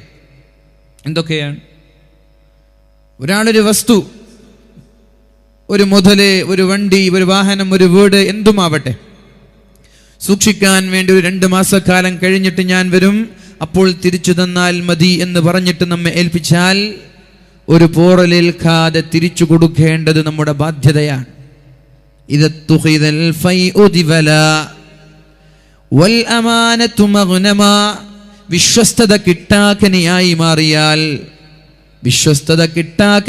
മാറിയാൽ, അഥവാ ആളുകളെല്ലാം വഞ്ചകന്മാരായി മാറിയാൽ, വഅയ്യുഖവ്വനൽ അമീൻ, വിശ്വസിക്കേണ്ടവരെ വിശ്വസിക്കുന്നതിന് പകരം വഞ്ചകരായ ആളുകളെ വിശ്വസിക്കാൻ തുടങ്ങിയാൽ അതൊക്കെ അന്ത്യനാളിന്റെ ലക്ഷണങ്ങളാണെന്ന് പരിശുദ്ധ റസൂലുള്ളാഹി സല്ലല്ലാഹു അലൈഹി വസല്ലം നമ്മോട് പഠിപ്പിക്കുന്നുണ്ട്. അൽഅബ്നാഉ അമാനത്തും ഫീ അഅനാഖികും, അല്ലാഹു തആല നമ്മെ സൂക്ഷിക്കാൻ ഏൽപ്പിച്ച ഒരു മുതലാണ് നമ്മുടെ മക്കള്. ആ മക്കളെ നന്നാക്കേണ്ടത് നമ്മുടെ ബാധ്യതയാണ്, ഉമ്മമാരുടെ ബാധ്യതയാണ്, ഉപ്പമാരുടെ ബാധ്യതയാണ്. ആരാണോ ഒരു വീടിന്റെ ഭരണാധികാരി, ആരാണോ ആ വീടിന് ഭക്ഷണം നൽകുന്നത്, ആ വീടിന്റെ ചെലവ് ഏറ്റെടുക്കുന്നവരാരാണോ, അവരുടെ ഉത്തരവാദിത്തമാണ് ആ വീട്ടുകാര് നന്നാക്കുക എന്നുള്ളത്. ഒഴിഞ്ഞു മാറാൻ പറ്റൂല. ഭക്ഷണം കൊടുക്കുന്നവന് ഉത്തരവാദിത്തമുണ്ട് ആ മക്കളെ നന്നാക്കുക എന്നുള്ളത്. ഭക്ഷണം കൊടുത്തില്ലെങ്കിലും ഭക്ഷണം കൊടുക്കാൻ ഇവിടെ അല്ലാഹു ചില ആളുകൾ ഏൽപ്പിക്കും, പക്ഷെ നന്നാക്കാൻ അല്ലാഹു വേറെ ആരെ ഏൽപ്പിക്കൂല. നിങ്ങളുടെ ബാധ്യതയാണ്. മനസ്സിലായില്ല? പട്ടിണി കിടക്കുമെന്ന് പറഞ്ഞിട്ടാണല്ലോ നിങ്ങൾ നിങ്ങളുടെ മക്കൾക്ക് ഭക്ഷണം നൽകുന്നത്. എൻ്റെ മകൻ പട്ടിണി കിടക്കുമോ എന്ന ഭയമാണ് മക്കൾക്ക് ഭക്ഷണം നൽകാനും അധ്വാനിക്കാനും നിങ്ങളെ പ്രേരിപ്പിച്ചതെങ്കിൽ, വമാ മിൻ ദാബത്തിൻ ഫിൽ അർളി ഇല്ലാ അലല്ലാഹി റിസ്ഖുഹാ, ലോകത്ത് അല്ലാഹു തആല ആരെയെങ്കിലും സൃഷ്ടിച്ചിട്ടുണ്ടെങ്കിൽ അവർക്കുള്ള ഭക്ഷണവും അല്ലാഹു കണ്ടെത്തിയിട്ടുണ്ട്. അവിടെ നിങ്ങൾ ഭക്ഷണം കൊടുത്തില്ലേ? ഇവിടെ നാട്ടിലെ റിലീഫ് പ്രവർത്തനങ്ങൾ നടത്തുന്ന ഒരുപാട് ആളുകളുണ്ട്, ചാരിറ്റി നടത്തുന്ന ആളുകൾ, അവർ കൊടുത്തോളും. പക്ഷെ നന്നാക്കേണ്ടത് ആ വീട്ടുകാരുടെ ബാധ്യതയാണ്. ചിലപ്പോൾ നന്നാക്കാൻ റിലീഫ് പ്രവർത്തനത്തിൻ്റെ ആളുകളൊന്നും വരൂല, സംഘടനയോ കമ്മിറ്റിയൊന്നും ആളുകളെ നന്നാക്കാൻ വന്നോളണമെന്നില്ല. അത് നിങ്ങളുടെ ബാധ്യതയാണ്. അതുകൊണ്ട് വളരെ വ്യക്തമായി ഇന്ന് നമ്മൾ ചർച്ച ചെയ്യാൻ പോകുന്ന വിഷയം, എൻ്റെ പ്രിയപ്പെട്ട സഹോദരിമാരൊക്കെ വളരെ ശ്രദ്ധയോടെ കേൾക്കണമെന്ന് വളരെ വിനീതമായി ഞാൻ അഭ്യർത്ഥിക്കുകയാണ്. നല്ല ചൂടുണ്ട് അല്ലേ? ശക്തമായ ചൂടുണ്ട്. പക്ഷേ ഖുൽ നാറു ജഹന്നമ അശദ്ദു ഹർറാ, നബിയേ ഇതിനേക്കാളും വലിയ ചൂടാണ് നരകത്തിൻ്റെ ചൂട്. ഖുൽ നബിയെ പറഞ്ഞു കൊടുക്കണം, നാറു ജഹന്നമ അശദ്ദു ഹർറാ, നരകത്തിൻ്റെ തീയ് അത് വല്ലാത്ത ചൂടാണ്. ആ ചൂടുമായി കമ്പയർ ചെയ്യുമ്പോൾ ഈ ചൂടൊന്നുമല്ല, ഈ ചൂടിന് യാതൊരു പ്രസക്തിയില്ല. ഇവിടെ കുറച്ചൊക്കെ ചൂടൊക്കെ സഹിച്ച് എക്സ്പീരിയൻസ്ഡ് ആയാലാ അവിടെയൊക്കെ രക്ഷപ്പെടാൻ പറ്റുക. ഇതിനൊക്കെ അല്ലാഹു പ്രതിഫലം തരുന്നുണ്ട്. ഈ ചൂട് സഹിച്ചിട്ട് വീട്ടിലാണെങ്കിൽ ശീതീകരിച്ച മുറികളുള്ളവരുണ്ട്, അവിടെ പോയി കിടന്നുറങ്ങേണ്ട സമയത്ത് ദീന് പഠിക്കാനും മനസ്സിലാക്കാനും വേണ്ടി ഇവിടേക്ക് കടന്നു വന്ന് അള്ളാഹുവിൻ്റെ ദൃഷ്ടാന്തങ്ങൾ, അള്ളാഹുവിൻ്റെ ആയത്തുകൾ ചർച്ച ചെയ്യുന്ന സദസ്സുകൾ പഠിക്കുന്നത് തന്നെ നാളെ ആഖിറത്തിൽ വലിയ മുതൽക്കൂട്ടാണ്. അള്ളാഹു സ്വീകരിക്കുമാറാവട്ടെ. ഞാൻ പറഞ്ഞു വരുന്നത്, അള്ളാഹുവിൻ്റെ ഹബീബായ റസൂലുള്ളാഹി സല്ലല്ലാഹു അലൈഹി വസല്ലമ തങ്ങളെക്കുറിച്ച് പരിശുദ്ധമായ ഖുർആൻ എങ്ങനെയാണ് പരിചയപ്പെടുത്തിയത്? ബിസ്മില്ലാഹിർ റഹ്മാനിർ റഹീം. ലഖദ് ജാഅകും റസൂലും മിൻ അൻഫുസികും അസീസുൻ അലൈഹി മാ അനിത്തും ഹരീസുൻ അലൈക്കും ബിൽ മുഅ്മിനീന റഊഫുർ റഹീം. അല്ലാഹു തആല പരിശുദ്ധ ഖുർആനിൽ അല്ലാഹുവിന്റെ ഹബീബിനെ പരിചയപ്പെടുത്തിയ ആയത്താണിത്. ലഖദ് ജാഅക്കും, നിങ്ങളിലേക്ക് ഞാൻ പറഞ്ഞയച്ചത്, റസൂലും മിൻ അൻഫുസിക്കും, നിങ്ങളുടെ അതേ സ്വഭാവമുള്ള, അതേ ഇനത്തിൽപ്പെട്ട, അതേ ശരീരമുള്ള ഒരു പ്രവാചകനെയാണ് നിങ്ങൾക്ക് ഞാൻ പറഞ്ഞയച്ചത്. മലക്കിനെയല്ല, ജിന്നിനെയല്ല. അല്ലേ? നമ്മുടെ അതേ സ്വഭാവം, നമ്മളെപ്പോലെ തിന്നുന്ന, നമ്മളെപ്പോലെ കുടിക്കുന്ന, നടക്കുന്ന, ജോലി ചെയ്യുന്ന നിങ്ങളെപ്പോലെയുള്ള ഒരാളെ നിങ്ങളിൽ നിന്ന് തന്നെ നിങ്ങൾക്ക് ഞാൻ പ്രവാചകനായി പറഞ്ഞയച്ചിട്ടുണ്ട്. പക്ഷേ ആ പ്രവാചകന്റെ സ്വഭാവം എന്ത്? ആ പ്രവാചകന്റെ പ്രത്യേകത എന്ത്? ആ പ്രവാചകന്റെ സവിശേഷത എന്ത്? അസീസുൻ അലൈഹി മാ അനിത്തും, നിങ്ങൾക്കൊരു പ്രയാസമുണ്ടായാൽ അത് അല്ലാഹുവിന്റെ ഹബീബിനും പ്രയാസമാണ്. മക്കൾക്ക് രോഗം വരുമ്പോ ഒരു ഉമ്മയ്ക്കും ഉപ്പയ്ക്കും എത്രത്തോളം പ്രയാസമുണ്ടോ? മക്കൾ ഉറങ്ങിയില്ലെങ്കിൽ ഉമ്മയും ഉപ്പയും രാത്രി ഉറക്കൊഴിക്കുന്നത് പോലെ. പെണ്ണുങ്ങൾ പറയുന്നുണ്ടാകും, ഉപ്പയല്ല ഉമ്മ മാത്രം. അല്ലേ? മക്കൾ ഉറക്കൊഴിച്ചാൽ ഉപ്പ കടന്നുറങ്ങുന്നുണ്ട് കൂർക്കം വലിച്ചിട്ട്, ഞങ്ങൾ ഉമ്മമാരെ ഉറക്കൊഴിക്കുന്നുള്ളൂ. അല്ലേ? അങ്ങനെയാണ് സംഭവം, അങ്ങനെയൊക്കെയാണ്. പക്ഷേ അതിനെതിരെ പറയാൻ പറ്റൂലല്ലോ. രാവിലെ എണീറ്റ് ജോലിക്ക് പോകേണ്ടവരാണ് ഉപ്പമാർ. അവർക്ക് ഉറങ്ങേണ്ടി വരും. രാവിലെ അധ്വാനിക്കാൻ പോകേണ്ടവരാണ് ഉപ്പമാർ. അവർക്ക് ജോലിക്ക് പോകണം. എന്തെങ്കിലും കഴിക്കാനുള്ള, സമ്പാദ്യത്തിനുള്ള അധ്വാനങ്ങൾ അധ്വാനിക്കേണ്ടവരാണ്. പക്ഷേ ഉമ്മമാരെ, ഉപ്പമാരെക്കാളും നിങ്ങൾക്ക് അള്ളാഹു സ്ഥാനം നൽകിയത് ആദ്യം ഉമ്മയെയാണ്, പിന്നെയും ഉമ്മയെയാണ്, പിന്നെയും ഉമ്മയെയാണ്. മക്കളെ നിങ്ങൾ ആദരിക്കേണ്ടത് എന്ന് അള്ളാഹു പറഞ്ഞത് നിങ്ങളുടെ ഈ പരിശ്രമത്തിന്റെ ഫലമാണ്, നിങ്ങളുടെ ഈ അധ്വാനം കാരണമാണ്. 4ാമത്തെ സ്ഥാനമാണ് അള്ളാഹു ഉപ്പമാർക്ക് നൽകിയിട്ടുള്ളത്, പിതാക്കന്മാർക്ക് നൽകിയിട്ടുള്ളത്. അല്ലേ? ആദ്യം ഉമ്മമാരാണ്, പിന്നെ ഉമ്മമാര്, പിന്നെയോ പിന്നെയും ഉമ്മമാര്, 4ാമത് ഉപ്പമാര്. 3 ഉമ്മമാര് കഴിഞ്ഞിട്ടാണ് 4ാമതൊരു ഉപ്പയ്ക്ക് സ്ഥാനം നൽകിയത്. അതിന് കാരണം ഉപ്പമാർക്ക് ഒരു പക്ഷേ രാത്രി ഉറക്കൊഴിക്കുമ്പോൾ മക്കൾ കരയുമ്പോൾ പ്രയാസപ്പെട്ടേക്കാം. മക്കൾ കരയുമ്പോൾ റൂം മാറി കിടന്നുറങ്ങിയേക്കാം. മക്കളെ പാടാനോ മക്കളെ വന്ന് ഉറക്കാനോ ഉപ്പമാർക്ക് സമയം ലഭിച്ചു എന്ന് വരില്ല. പക്ഷെ ഉമ്മമാരെങ്ങനെയല്ല. മക്കൾ ഉറങ്ങിയില്ലെങ്കിൽ ഉമ്മമാർക്ക് ഉറക്കില്ല. മക്കൾക്ക് രോഗമായാലും ഉമ്മമാർക്ക് ഉറക്കില്ല. അതുപോലെ ഒരു ഉമ്മയ്ക്ക് എത്രത്തോളം മക്കളോട് സ്നേഹമുണ്ടോ അതിനേക്കാളും സ്നേഹം അള്ളാഹുവിന് നമ്മോടുണ്ട്. അതിനേക്കാളും സ്നേഹം അള്ളാഹുവിന്റെ ഹബീബിന്റെ സമുദായത്തോടുണ്ട്. ഉമ്മമാർക്ക് മക്കളോടുള്ള സ്നേഹത്തെക്കാളും സ്നേഹം നബിതങ്ങൾക്ക് സമുദായത്തോടുണ്ട്. അൻത ഉമ്മുൻ അം അബൂ മാ റഅയ്നാ ഫീഹിമാ മിസ്ല ഹുസ്നിക ഖത്തു യാ സയ്യിദി ഖൈറൻ നബി. എൻ്റെ ഉപ്പയെക്കാളും ഉമ്മയെക്കാളും ഞാൻ ബഹുമാനിക്കുന്നതും ആദരിക്കുന്നതും അങ്ങേ ആണല്ലോ നബിയെ. അൻത ഉമ്മുൻ അം അബൂ മാ റഅയ്നാ ഫീഹിമാ, ഞങ്ങളുടെ ഉമ്മയിലോ ഞങ്ങളുടെ ഉപ്പയിലോ അങ്ങയേക്കാൾ നല്ല ഒരു വിശേഷണം ഞങ്ങൾ കണ്ടിട്ടില്ല നബിയെ. കാരണം എൻ്റെ ഉപ്പയെക്കാളും എൻ്റെ ഉമ്മയെക്കാളും ഞങ്ങൾക്ക് വലുതങ്ങാണ്. ഉപ്പയെക്കാളും ഉമ്മയെക്കാളും ഞങ്ങളെ ബഹുമാനിക്കുന്നതും ഞങ്ങളെ സ്നേഹിക്കുന്നതും അങ്ങാണെന്നാണ് ഞങ്ങളുടെ വിശ്വാസം. നമ്മുടെ വിശ്വാസം അങ്ങനെയാണ്. വിശ്വാസം മാത്രമല്ല, യാഥാർത്ഥ്യവും അത് തന്നെയാണ്. യാഥാർത്ഥ്യവും അത് തന്നെയാണ്. കേൾക്കണോ, നാളെ മഹ്ശറ വൻസഭയിലേക്ക് മാതാപിതാക്കളും മക്കളും കുടുംബക്കാരും ഭാര്യ ഭർത്താക്കന്മാരും ചങ്ങാതിമാരും ഒരു ചാൺ മുകളിലുള്ള സൂര്യന്റെ ചൂടേറ്റ് വിയർത്തു കുളിക്കുന്ന സാഹചര്യത്തെക്കുറിച്ച് അല്ലാഹു റബ്ബ് സുബ്ഹാനഹു വ തആല വിശദീകരിക്കുന്നത് നമ്മൾക്കറിയാമല്ലോ. യൗമ യഫിറുൽ മർഉ മിൻ അഖീഹി وأمه وأبيه وصاحبته وبنيه. ഉമ്മമാരെ കാണുമ്പോൾ മക്കളോടുന്ന ദിവസമാണത്. ഉപ്പമാരെ കാണുമ്പോൾ മക്കളോടുന്ന ദിവസമാണത്. ജ്യേഷ്ഠാനുജന്മാർക്ക് പ്രാധാന്യമില്ല, ഭാര്യ ഭർത്താക്കന്മാർക്ക് പരിഗണനയില്ല, ചങ്ങാതിമാർക്ക് യാതൊരു പ്രശസ്തിയുമില്ല. ചങ്ങാതിമാരെ പോലും മെയിൻറ്റ് ചെയ്യാത്ത സാഹചര്യം. ഇന്ന് ഉപ്പമാരെക്കാളും ഉമ്മമാരെക്കാളും ചങ്ങാതിമാർക്ക് സ്ഥാനം നൽകുന്ന കാലമാണല്ലോ. അല്ലേ? അങ്ങനല്ലേ? ഉപ്പമാരെക്കാളും ഉമ്മമാരെക്കാളും ചങ്ങാതിമാർക്ക് സ്ഥാനം നൽകുന്ന കാലമാണിത്. അഖ്സാ അബാ വഅദ്നാ സ്വദീഖ. മാതാപിതാക്കളെ ഉപ്പമാരെ അകറ്റി നിർത്തുകയും ചങ്ങാതിമാരെ അടുപ്പിക്കുകയും ചെയ്യുന്ന കാലം.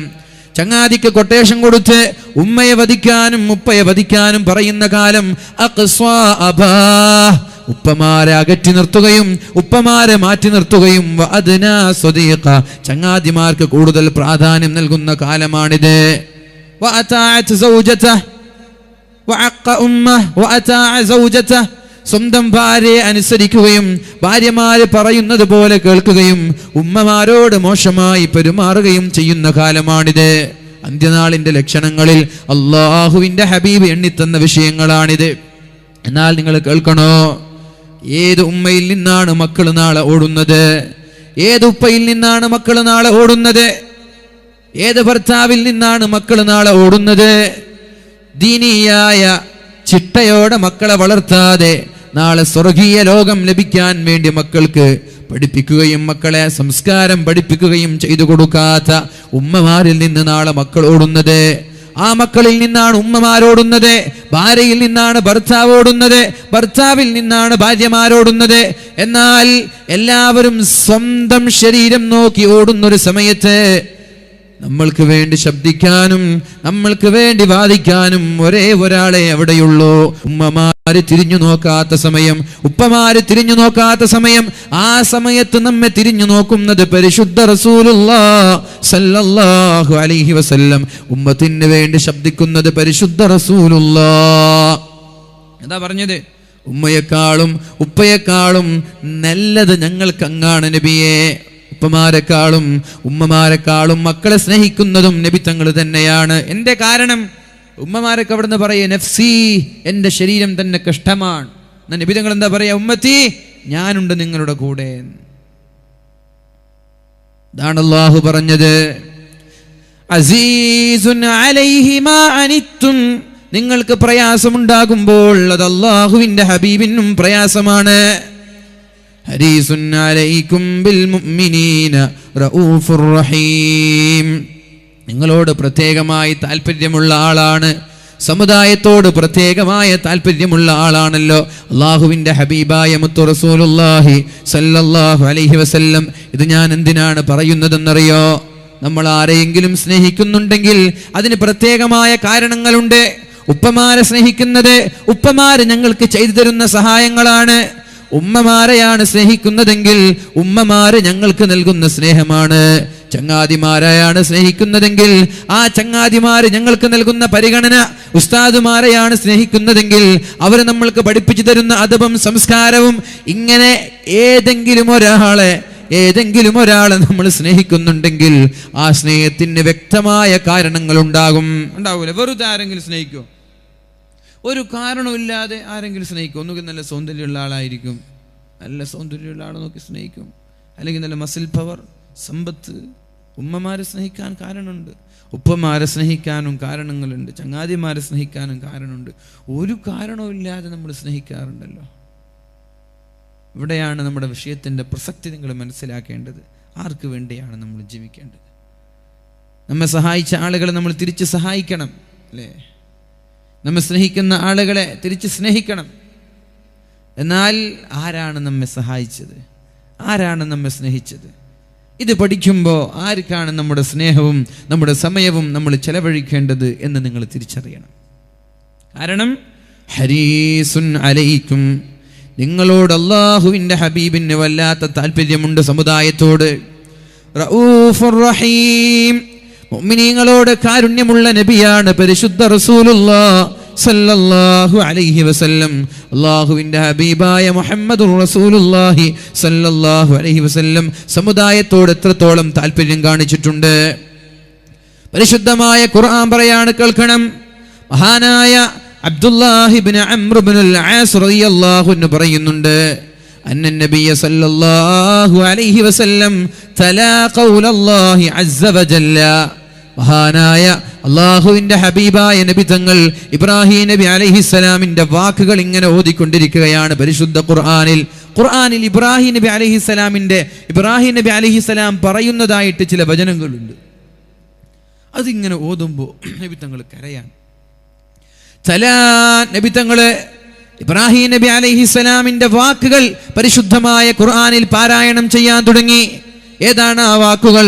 ബിസ്മില്ലാഹിർ റഹ്മാനിർ റഹീം. റബ്ബി ഇന്നഹുന്ന അളുലൽന കസീറൻ മിനന്നാസ് ഫമൻ തബിഅനി ഫഇന്നഹു മിന്നി വമൻ അസാനി ഫഇന്നക ഗഫൂറുർ റഹീം. ഇബ്രാഹിം നബി അലൈഹിസ്സലാം ഒരുപാട് കാലം സമുദായത്തെ പ്രബോധനം ചെയ്തിട്ട് അല്ലാഹുവിനോട് പറയുകയാണ്, അല്ലാഹുവേ റബ്ബി, അല്ലാഹുവേ എൻ്റെ രക്ഷിതാവേ, ഇന്നഹുന്ന അളുലൽന കസീറൻ മിനന്നാസ്, എൻ്റെ സമുദായത്തിലെ ഭൂരിഭാഗം ആളുകളും വഴി പിഴച്ചു പോയവരാണല്ലാഹ്. സമുദായത്തിന് ദീന് പറഞ്ഞു കൊടുത്ത് പഠിപ്പിച്ചു കൊടുത്ത് അവർ ഇസ്ലാമിലേക്ക് കടന്നു വരാതിരുന്നപ്പോൾ മഹാനായ ഇബ്രാഹിം നബി അലൈഹിസ്സലാം അള്ളാഹുവിനോട് പറയാണ്, റബ്ബി എൻ്റെ രക്ഷിതാവേ, അള്ളാഹുവേ, ഇന്നഹുന്ന അളുലൽന കസീറൻ മിനന്നാസ്, ജനങ്ങളിൽ ഭൂരിഭാഗം ആളുകളും വഴികേടിലായിട്ടുണ്ട് നബിയെ, വഴിപിഴച്ചു പോയിട്ടുണ്ട് റബ്ബേ. എന്നാൽ ഫമൻ തബിഅനി ഫഇന്നഹു മിന്നി, എൻ്റെ സമുദായത്തിൽ, അല്ലാഹുവേ എൻ്റെ സമുദായത്തിൽ എന്നെ പിൻപറ്റിയ ആളുകളുടെ കൂടെ മാത്രമേ ഞാൻ നിൽക്കുകയുള്ളൂ. കേൾക്കണം സഹോദര, ഒരു നബി, ഒരു പ്രവാചകൻ തൻ്റെ സമുദായത്തോട് കാണിക്കുന്ന സ്നേഹത്തെയാണ് അല്ലാഹുവിൻ്റെ ഹബീബ് പറയുന്നത്. ഫമൻ തബിഅനി ഫഇന്നഹു മിന്നി, അല്ലാഹുവേ എന്നെ പിൻപറ്റുന്ന ആളുകൾ, എന്നെ ഫോളോ ചെയ്യുന്ന ആളുകൾ അവരെൻ്റെ കൂടെയാണ്, അവരുടെ കൂടെ ഞാനും ഉണ്ടാകുമെന്ന് മഹാനായ ഇബ്രാഹിം നബി അലൈഹിസ്സലാം അല്ലാഹുവിനോട് പറയുന്നുണ്ട്. വമൻ അസ്വാനി, ഇനി എൻ്റെ സമുദായത്തിൽപ്പെട്ട ആരെങ്കിലും എന്നോട് ധിക്കരിച്ചാലോ, ഞാൻ പറയുന്നത് കേൾക്കാതെ എന്നെ ഫോളോ ചെയ്യാതെ എന്നെ പിൻപറ്റാതെ ഇരിക്കുകയോ ചെയ്താൽ ഫഇന്നക ഗഫൂറുർ റഹീം, ഞാൻ നിന്നിലേക്ക് അവരുടെ കാര്യങ്ങൾ വിട്ടുതരികയാണല്ലോ. നിന്റെ ഇഷ്ടമാണ്, നിനക്ക് പുറത്തു കൊടുക്കുന്നെങ്കിൽ പുറത്തു കൊടുക്കാം, അല്ലെങ്കിൽ ശിക്ഷിക്കുന്നുവെങ്കിൽ ശിക്ഷിക്കാം, ഞാൻ ഇടപെടുന്നില്ല. എന്നാൽ എന്നെ കൊണ്ട് വിശ്വസിച്ച ആളുകളുടെ കൂടെ ഞാനുണ്ട്, എന്നെ കൊണ്ട് വിശ്വസിക്കാത്ത ആളുകളെ ഞാൻ നിന്നിലേക്ക് വിടുകയാണ് റബ്ബേ എന്ന് മഹാനായ ഇബ്രാഹിം നബി അലൈഹിസ്സലാം പറഞ്ഞ രംഗം അല്ലാഹുവിൻ്റെ ഹബീബായ നബി തങ്ങൾ ഓതുകയാണ്. അതേപോലെ ഈസാ നബി അലൈഹിസ്സലാം തന്റെ സമുദായത്തെ കുറിച്ച് പറഞ്ഞ രംഗവും അല്ലാഹുവിൻ്റെ ഹബീബ് ഓതുന്നുണ്ട്. وقال عيسى عليه السلام, ഈസാ നബി അലൈഹിസ്സലാം പറഞ്ഞു, ഇൻ തുഅദ്ദിബുഹും ഫഇന്നഹും ഇബാദുക, അല്ലാഹുവേ എൻ്റെ സമുദായത്തെ നീ ശിക്ഷിച്ചാൽ നിന്റെ അടിമകളാണ്, നിന്റെ ഇഷ്ടമാണ്, ഞാൻ ഇടപെടൂല. ഇൻ തുഅദ്ദിബുഹും ഫഇന്നഹും ഇബാദുക, എൻ്റെ സമുദായത്തെ ആരെങ്കിലും, അല്ലാഹുവേ എൻ്റെ സമുദായക്കാരെ നീ ശിക്ഷിച്ചാൽ ഞാൻ ഇടപെടൂല. കാരണം ഫഇന്നഹും ഇബാദുക, അവർ നിന്റെ അടിമകളാണ്. വഇൻ തഗ്ഫിർ ലഹും, എൻ്റെ സമുദായത്തിന് നീ പുറത്തു കൊടുത്താൽ ഫഇന്നക അൻതൽ അസീസുൽ ഹകീം, നീ പ്രതാപവാനാണല്ലോ, നീ കാരുണ്യവാനാണല്ലോ, അതും നിന്റെ ഇഷ്ടമാണെന്ന് മഹാനായ ഈസാ നബി അലൈഹിസ്സലാം പറയുന്നുണ്ട്. ഇവിടെ നമ്മൾ മനസ്സിലാക്കേണ്ടത്, ഇബ്രാഹിം നബി തന്റെ സമുദായത്തെ ശിക്ഷിക്കാൻ പറയുന്നില്ല, തന്റെ സമുദായത്തെ ശിക്ഷിക്കാൻ ഇബ്രാഹിം നബി അലൈഹിസ്സലാം പറയുന്നില്ല, ഈസാ നബി അലൈഹിസ്സലാമും പറയുന്നില്ല. തന്റെ സമുദായത്തെ ശിക്ഷിക്കണമെന്ന് ഇബ്രാഹിം നബി അലൈഹിസ്സലാമും പറയുന്നില്ല, ഈസാ നബി അലൈഹിസ്സലാമും പറയുന്നില്ല. അവര് പറയുന്നത്, അല്ലാഹുവേ ഒരുപാട് കാലം ഞാൻ പ്രബോധനം നടത്തിയിട്ട് എന്നെ കൊണ്ട് വിശ്വസിച്ച ആളുകളുടെ കൂടെ ഞാൻ നിൽക്കും അല്ലാ, അല്ലാത്ത ആളുകളെ നിനക്ക് ശിക്ഷിക്കുന്നുവെങ്കിൽ ശിക്ഷിക്കാം, അവർക്ക് പുറത്തു കൊടുക്കുന്നുവെങ്കിൽ അതാണ് ഞങ്ങൾക്ക് ഇഷ്ടം എന്ന് മഹാന്മാരായ പ്രവാചകൻ പറയുന്ന ആയത്തോതിയിട്ട് അല്ലാഹുവിൻ്റെ ഹബീബ് ഫറഫഅ യദൈഹി, തന്റെ കൈകളെ അല്ലാഹുവിൻ്റെ ഹബീബ് ഉയർത്തുകയാണ്. ഫറഫഅ യദൈഹി, തന്റെ കൈകളെ അല്ലാഹുവിൻ്റെ ഹബീബ് ഉയർത്തുകയാണ്. എന്നിട്ട് അല്ലാഹുവിൻ്റെ ഹബീബ് ദുആ ചെയ്യാണ്, അല്ലാഹുമ്മ ഉമ്മത്തി ഉമ്മത്തി ഉമ്മത്തി എന്ന് പറഞ്ഞിട്ട് വബകാ റസൂലുള്ളാഹി സ്വല്ലല്ലാഹു അലൈഹി വസല്ലം കരയാൻ തുടങ്ങി. ഉമ്മത്തി ഉമ്മത്തി, ഈ രണ്ട് ആയത്തോതിയിട്ട് രണ്ട് കൈകൾ അല്ലാഹുവിലേക്ക് ഉയർത്തിയിട്ട് ഫബകാ, അല്ലാഹുവിൻ്റെ ഹബീബ് കരയുകയാണ്. രണ്ട് ആയത്തോതി കൈകൾ അല്ലാഹുവിലേക്ക് ഉയർത്തി കരയാണ്. കരയുമ്പോഴാണ് അല്ലാഹു റബ്ബ് സുബ്ഹാനഹു വ തആല ജിബ്രീൽ അലൈഹിസ്സലാമിനെ വിളിക്കുന്നത്. യാ ജിബ്രീൽ, ജിബ്രീലേ ഇദ്ഹബ് ഇലാ മുഹമ്മദിൻ, മുഹമ്മദിന്റെ സമീപത്തേക്ക് ചെല്ലണം, മുഹമ്മദിന്റെ അടുത്തേക്ക് ചെല്ലണം. എന്നിട്ട് മുഹമ്മദിനോട് ചോദിക്കണം, മാ യുബ്കീക്, എന്തിനാണ് കരയുന്നത് എന്ന് മുഹമ്മദിനോട് ചോദിക്കാൻ മഹാനായ ജിബ്രീൽ അലൈഹിസ്സലാമിനെ അള്ളാഹു പറഞ്ഞേക്കുകയാണ്. ജിബ്രീൽ അലൈഹിസ്സലാം അല്ലാഹുവിന്റെ ഹബീബിന്റെ സമീപത്തേക്ക് കടന്നു വന്നു. യാ റസൂലല്ലാഹ്, അല്ലാഹുവിന്റെ ഹബീബേ, അല്ലാഹു എന്നെ പറഞ്ഞയച്ചതാണ്. എന്തിനാണ് നിങ്ങൾ കരയുന്നതെന്ന് ചോദിക്കാൻ അല്ലാഹു എന്നെ നിങ്ങളുടെ സമീപത്തേക്ക് പറഞ്ഞയച്ചതാണെന്ന് മുഹമ്മദുർ റസൂലുള്ളാഹി സല്ലല്ലാഹു അലൈഹി വസല്ലമ തങ്ങളോട് പറഞ്ഞപ്പോഴാണ് അല്ലാഹുവിന്റെ ഹബീബ് സല്ലല്ലാഹു അലൈഹി വസല്ലമ തങ്ങൾ പറഞ്ഞത്, എന്റെ സമുദായത്തിന്റെ കാര്യമോർത്തിട്ടാണ് ഞാൻ കരയുന്നത്. എന്റെ സമുദായം, അതിലെന്നെ കൊണ്ട് വിശ്വസിച്ചവരുണ്ട്, എന്നെ കൊണ്ട് വിശ്വസിക്കാത്തവരുണ്ട്. ഇവര് പറഞ്ഞതുപോലെ ഞാൻ പറയുന്നില്ല.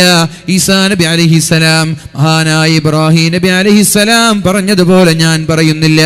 എന്നാൽ എന്റെ സമുദായത്തിന്റെ കാര്യമോർത്തിട്ടാണ് ഞാൻ കരയുന്നത് എന്ന് അല്ലാഹുവിന്റെ ഹബീബ് സല്ലല്ലാഹു അലൈഹി വസല്ലം മഹാനായ ജിബ്രീൽ അലൈഹിസ്സലാമിനോട് പറഞ്ഞപ്പോഴാണ് ജിബ്രീൽ അലൈഹിസ്സലാം നേരെ അല്ലാഹുവിന്റെ സമീപത്തേക്ക് കടന്നു ചെന്നിട്ട് അല്ലാഹുവിനോട് കാര്യങ്ങൾ പറയുന്നത്. അല്ലാഹു തആല മഹാനായ നബി തങ്ങളുടെ സമീപത്തേക്ക് വീണ്ടും ജിബ്രീൽ അലൈഹിസ്സലാമിനെ പറഞ്ഞേക്കുകയാണ്, ഇദ്ഹബ് ഇലാ മുഹമ്മദ്, മുഹമ്മദിന്റെ സമീപത്തേക്ക് ചെല്ലണം. എന്നിട്ട് മുഹമ്മദിനോട് പറയണം, ഇന്നാ സനുർദീക ഫീ ഉമ്മതിക വലാ നസൂക്, മുഹമ്മദേ, താങ്കളുടെ സമുദായത്തിന്റെ കാര്യത്തിൽ അങ്ങയെ ഞാൻ വിഷമിപ്പിക്കൂല, താങ്കളുടെ സമുദായത്തിന്റെ കാര്യത്തിൽ അങ്ങയെ ഞാൻ ബുദ്ധിമുട്ടിക്കൂല. തൃപ്തിപ്പെടുത്തുന്ന രീതിയിൽ അങ്ങയുടെ സമുദായത്തിന്റെ കാര്യത്തിൽ എന്താണോ തൃപ്തിയുള്ളത്, എന്താണോ ആഗ്രഹമുള്ളത്, ആ ഒരു രീതിയിൽ അങ്ങയ്ക്ക് ഞാൻ പ്രാധാന്യം നൽകാം, അങ്ങയുടെ സമുദായത്തിന് നല്ല പരിഗണന നൽകാമെന്ന് അല്ലാഹു റബ്ബ് സുബ്ഹാനഹു വ തആല അല്ലാഹുവിന്റെ ഹബീബിനോട് പറഞ്ഞപ്പോഴാണ് നബി തങ്ങൾ കരയുന്നത്, നബി തങ്ങൾ കരച്ചിൽ നിർത്തിയത്. അല്ലാഹുവിന്റെ ഹബീബിനോട് മുത്ത് റസൂലുള്ളാഹി സ്വല്ലല്ലാഹു അലൈഹി വസല്ലമ തങ്ങളോട് അല്ലാഹു ഈ വിഷയം പറഞ്ഞപ്പോഴാണ് അല്ലാഹുവിന്റെ ഹബീബ് കരച്ചിൽ നിർത്തിയത്. അതുവരെ ഉമ്മത്തിനെ ഓർത്ത്, സമുദായത്തെ ഓർത്ത് കരഞ്ഞ ലോകത്തിന്റെ മുത്ത് റസൂലുള്ളാഹ്. ഇനി നമ്മൾ ആലോചിക്ക്, ഹരീസുൻ അലൈക്കും, നമ്മെ കാണാനും നമ്മളുടെ കാര്യമോർത്ത് ഒരുപാട് ചെറിയൊരു പ്രയാസം വരുന്നുണ്ട്. സൗണ്ട് നല്ല സൗണ്ടാണ്, ഉഷാറാണ്. ഒരു വലിവ് വരുന്ന പോലുണ്ട്. അപ്പോൾ അതിനുള്ള സംവിധാനം ഉണ്ടാക്കിയിട്ടുണ്ട്. അതുകൊണ്ട് അല്ലാഹുവിന്റെ ഹബീബായ മുഹമ്മദുർ റസൂലുള്ളാഹി സ്വല്ലല്ലാഹു അലൈഹി വസല്ലം സമുദായത്തിന് വേണ്ടി ശബ്ദിക്കുകയും സമുദായത്തിന് വേണ്ടി കരയുകയും സമുദായത്തിന് വേണ്ടി തന്റെ സമയങ്ങൾ ചെലവഴിക്കുകയും ചെയ്ത ആ ഹബീബിന് വേണ്ടിയിട്ടാണോ നമ്മൾ സമയം ചെലവഴിക്കേണ്ടത്? അല്ലാതെ കളിക്കാർക്ക് വേണ്ടി, സിനിമക്കാർക്ക് വേണ്ടി, ആർക്ക് വേണ്ടിയാണെന്ന് ചെറുപ്പക്കാരാ തീരുമാനിക്കേണ്ട സമയമാണിത്. രമ്യ, ഇനി സമയമായിട്ടില്ലേ, നന്നാവാനുള്ള സമയമായിട്ടില്ലേ, കളിക്കാർക്ക് വേണ്ടി വാഗ്വാദം നടത്താനുള്ള സമയം എന്തെങ്കിലും ദിക്ർ ചൊല്ലാൻ വേണ്ടി ഉപയോഗിച്ചുകൂടെ? സോഷ്യൽ മീഡിയകളിൽ രാഷ്ട്രീയ നേതാക്കൾക്ക് വേണ്ടി പൊങ്കാലയിടാനും അവർക്ക് വേണ്ടി ശബ്ദിക്കാനും ഉപയോഗിക്കുന്ന സമയം അല്ലാഹുവിന് വേണ്ടി ദിക്ർ ചൊല്ലാനും ഹബീബിന്റെ പേരിൽ സ്വലാത്ത് ചൊല്ലാനും ഉപയോഗിച്ചുകൂടെ? സിനിമാ നടന്മാർക്ക് വേണ്ടി തർക്കങ്ങളും സംവാദങ്ങളും നടക്കുന്നതിനേക്കാളും നല്ലത് എന്ത് ചെയ്തു തന്നു സിനിമക്കാർ നമ്മൾക്ക്? എന്ത് ചെയ്തു തന്നു സിനിമക്കാർ നമ്മൾക്ക്? എന്താ ചെയ്തു തന്നത്? നമ്മൾ ആലോചിക്കേണ്ട ഒരു വിഷയമാണ്. സിനിമക്കാർ നമ്മൾക്ക് എന്താണ് ചെയ്തു തന്നത്? ഏതെങ്കിലും ഒരു സിനിമക്കാര് നമ്മൾക്ക് ഉപകാരമുള്ള വല്ല കാര്യങ്ങളും ചെയ്തു തന്നിട്ടുണ്ടോ? ഒന്ന് എണ്ണീറ്റിക്കണോ? സല്ലു അലാ സയ്യിദിനാ മുഹമ്മദ് സല്ലല്ലാഹു അലാ മുഹമ്മദ്. ഉറക്കൊരു 3 സ്വലാത്ത് ഇല്ലേ?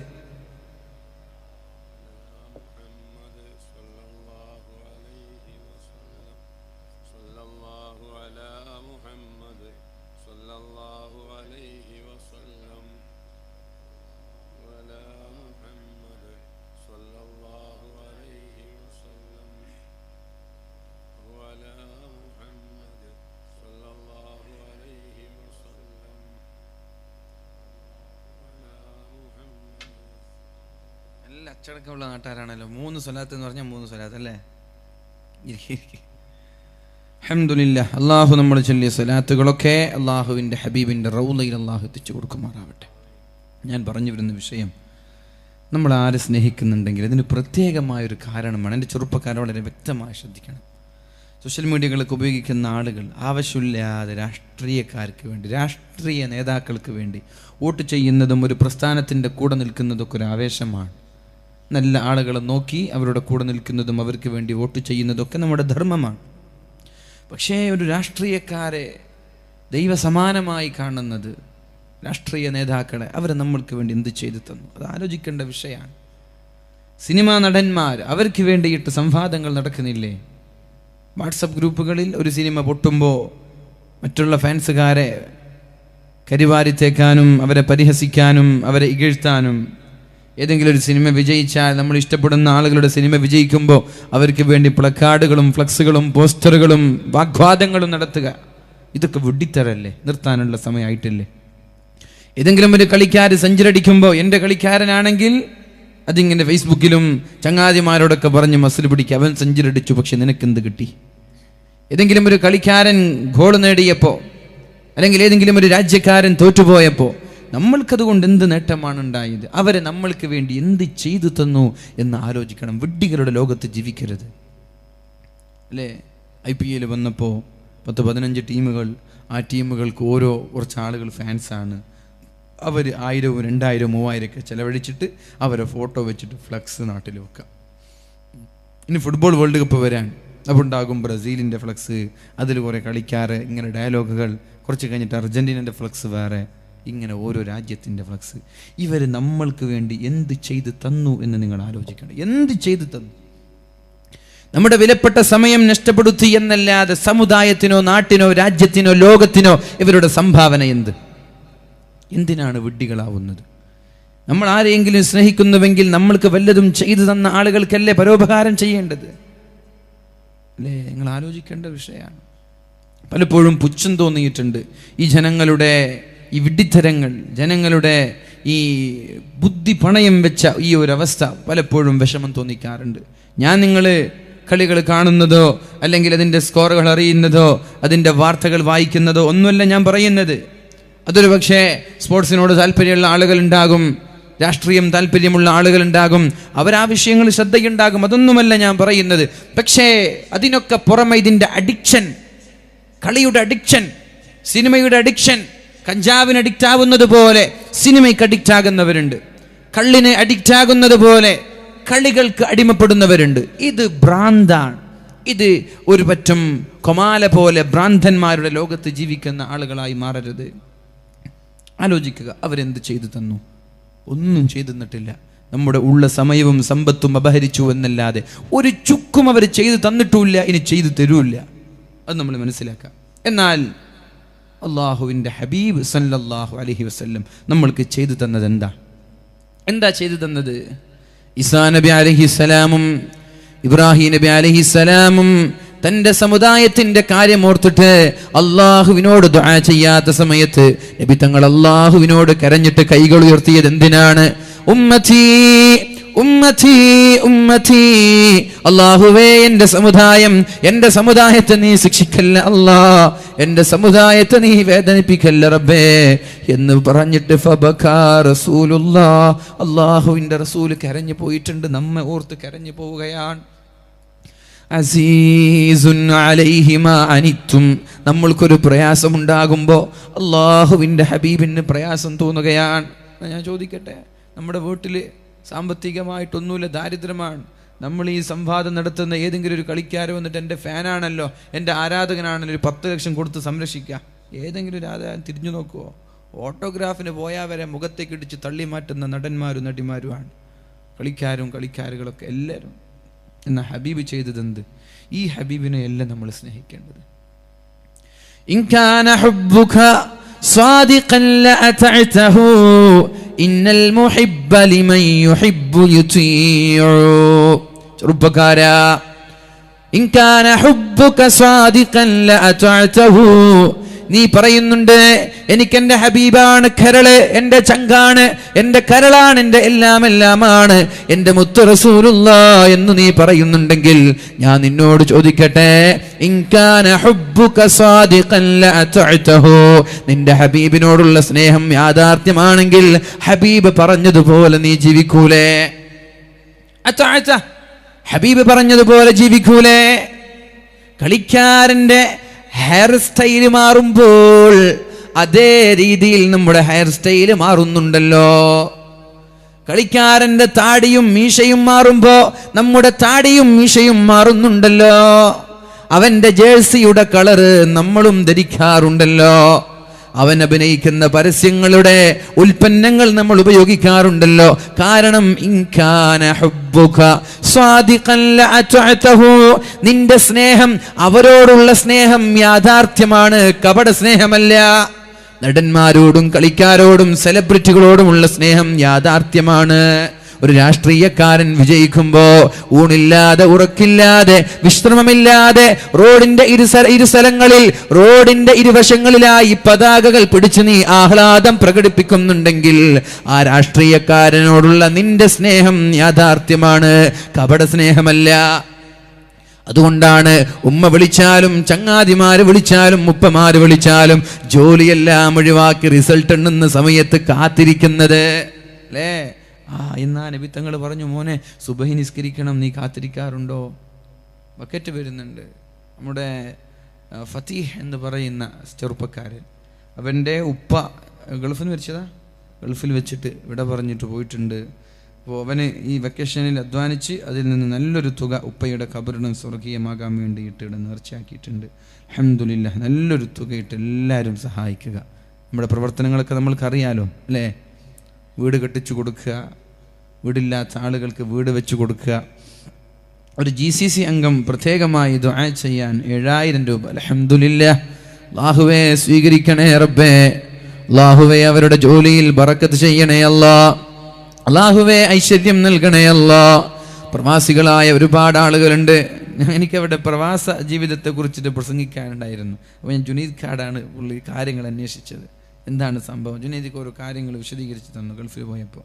അപ്പോൾ അവിടെ പ്രയാസങ്ങൾ അനുഭവിക്കുന്ന ഒരുപാട് ആളുകൾ, അല്ലാഹുവേ അവരുടെ പ്രയാസങ്ങൾ നീ എളുപ്പത്തിലാക്കണേ അല്ലാ, ജോലിയില്ലാത്ത ആളുകൾക്ക് ജോലി നൽകണേ അല്ലാ, കുടുംബ ജീവിതം നീ കൺകുളിർമയുള്ള സന്തോഷമുള്ള ജീവിതമല്ല. ഒരു സഹോദരൻ GCC സംഘടിപ്പിക്കുന്ന പരിപാടിയാണിത്. അതിന്റെ കമ്മിറ്റി ഭാരവാഹികൾ സംഘടിപ്പിക്കുന്ന പരിപാടിയാണിത്. അല്ലാഹുവേ അവരുടെ ജോലിയിൽ ബറക്കത്ത് ചെയ്യണേ അല്ലാ, ജീവിതത്തിൽ ബറക്കത്ത് ചെയ്യണേ അല്ലാ.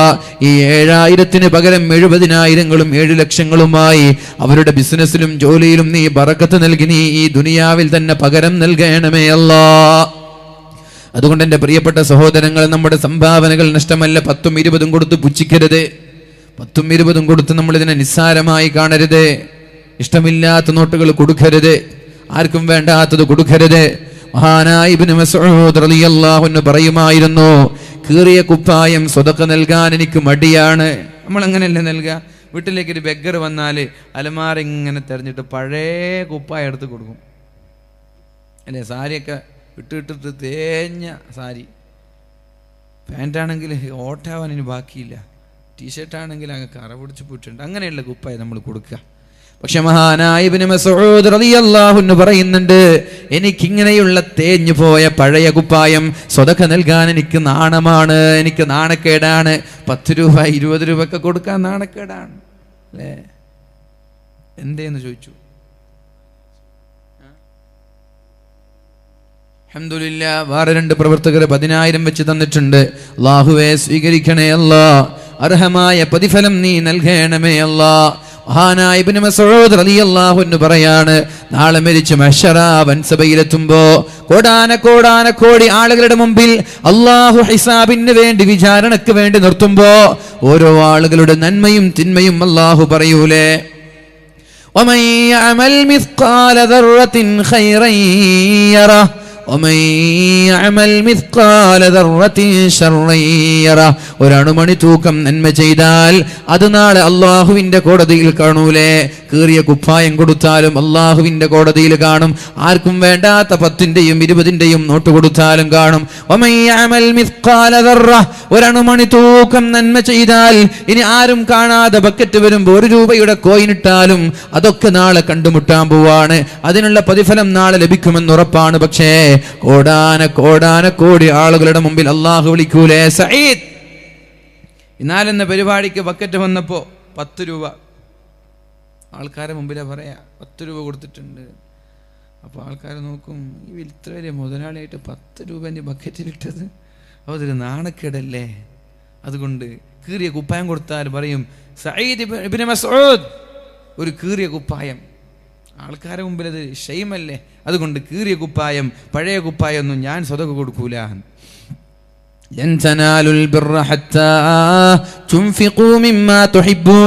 ഇഷ്ടമുള്ളത് കൊടുക്കുമ്പോഴാണല്ലോ അള്ളാഹു പ്രതിഫലം നൽകുന്നത്. ഇഷ്ടമില്ലാത്തതാണ് നമ്മൾ കൊടുക്കുന്നത്. അല്ല എന്ന് പറയാൻ പറ്റുമോ? നിങ്ങൾ ആലോചിക്കുക. ഇഷ്ടമുള്ളത് കൊടുക്കുമ്പോഴാണ് അള്ളാഹു പ്രതിഫലം തരിക.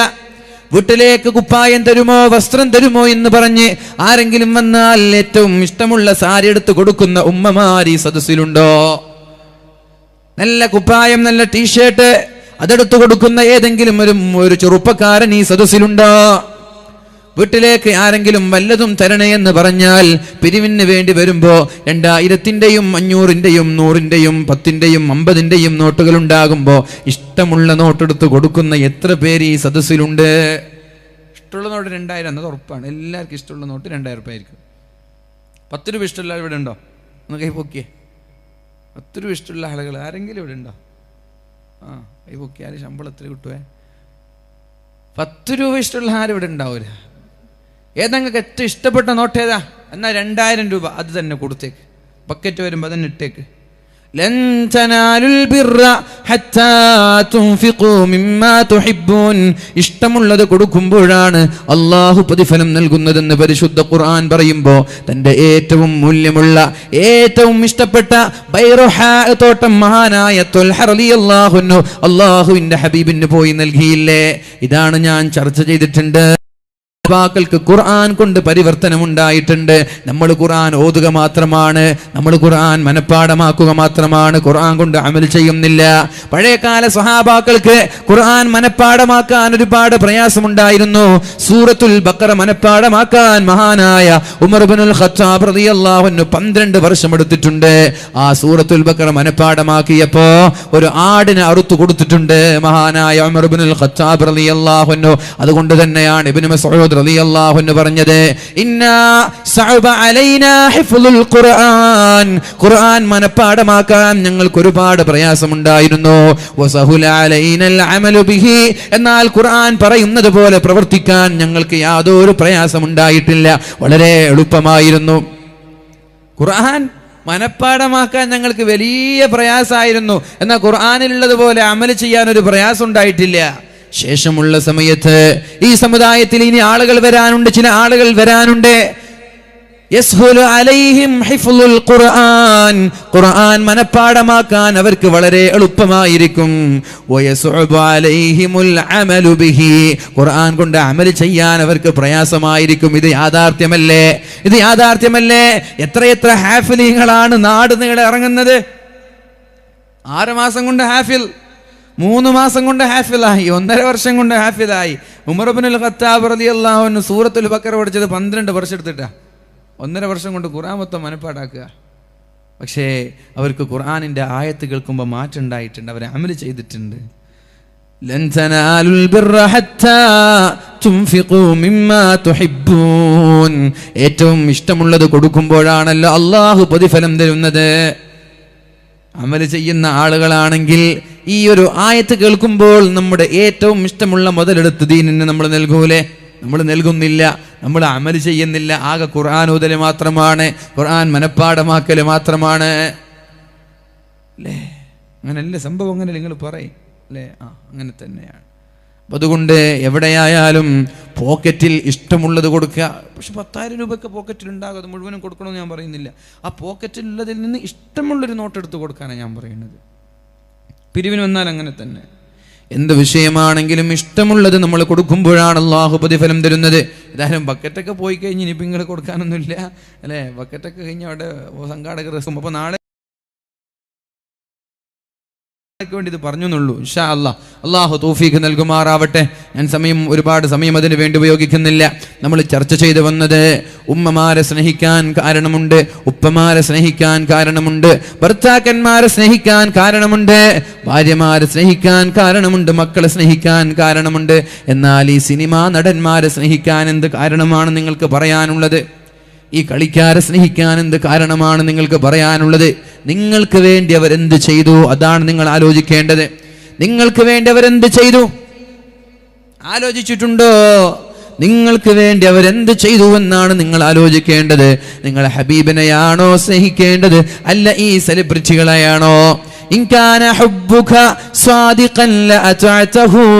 അള്ളാഹുവിന്റെ ഹബീബിനോടുള്ള സ്നേഹം ആത്മാർത്ഥതയുള്ള സ്നേഹമാണെങ്കിൽ ഹബീബ് പറഞ്ഞതുപോലെയല്ലേ നിങ്ങൾ ജീവിക്കുക. ഹബീബ് എന്താണ് പറഞ്ഞത്? യാ അയ്യുഹല്ലദീന ആമനുത്തഖുല്ലാഹ്, എന്റെ സമുദായമേ, അള്ളാഹുവിനെ നിങ്ങൾ പേടിക്കണേ, അള്ളാഹുവിനെ ഭയക്കണേ. എന്താണ് തഖ്വ എന്ന് പറഞ്ഞാൽ എന്താ? എന്താണ് അള്ളാഹുവിനെ ഭയക്കണമെന്ന് പറഞ്ഞാൽ എന്താ? ഇത്തഖുല്ലാഹ്, അള്ളാഹുവിനെ നിങ്ങൾ ഭയക്കണേ. വഖൂലൂ ഖൗലൻ സദീദാ, നല്ല കാര്യങ്ങൾ മാത്രമേ നിങ്ങൾ പറയാൻ പാടുള്ളൂ.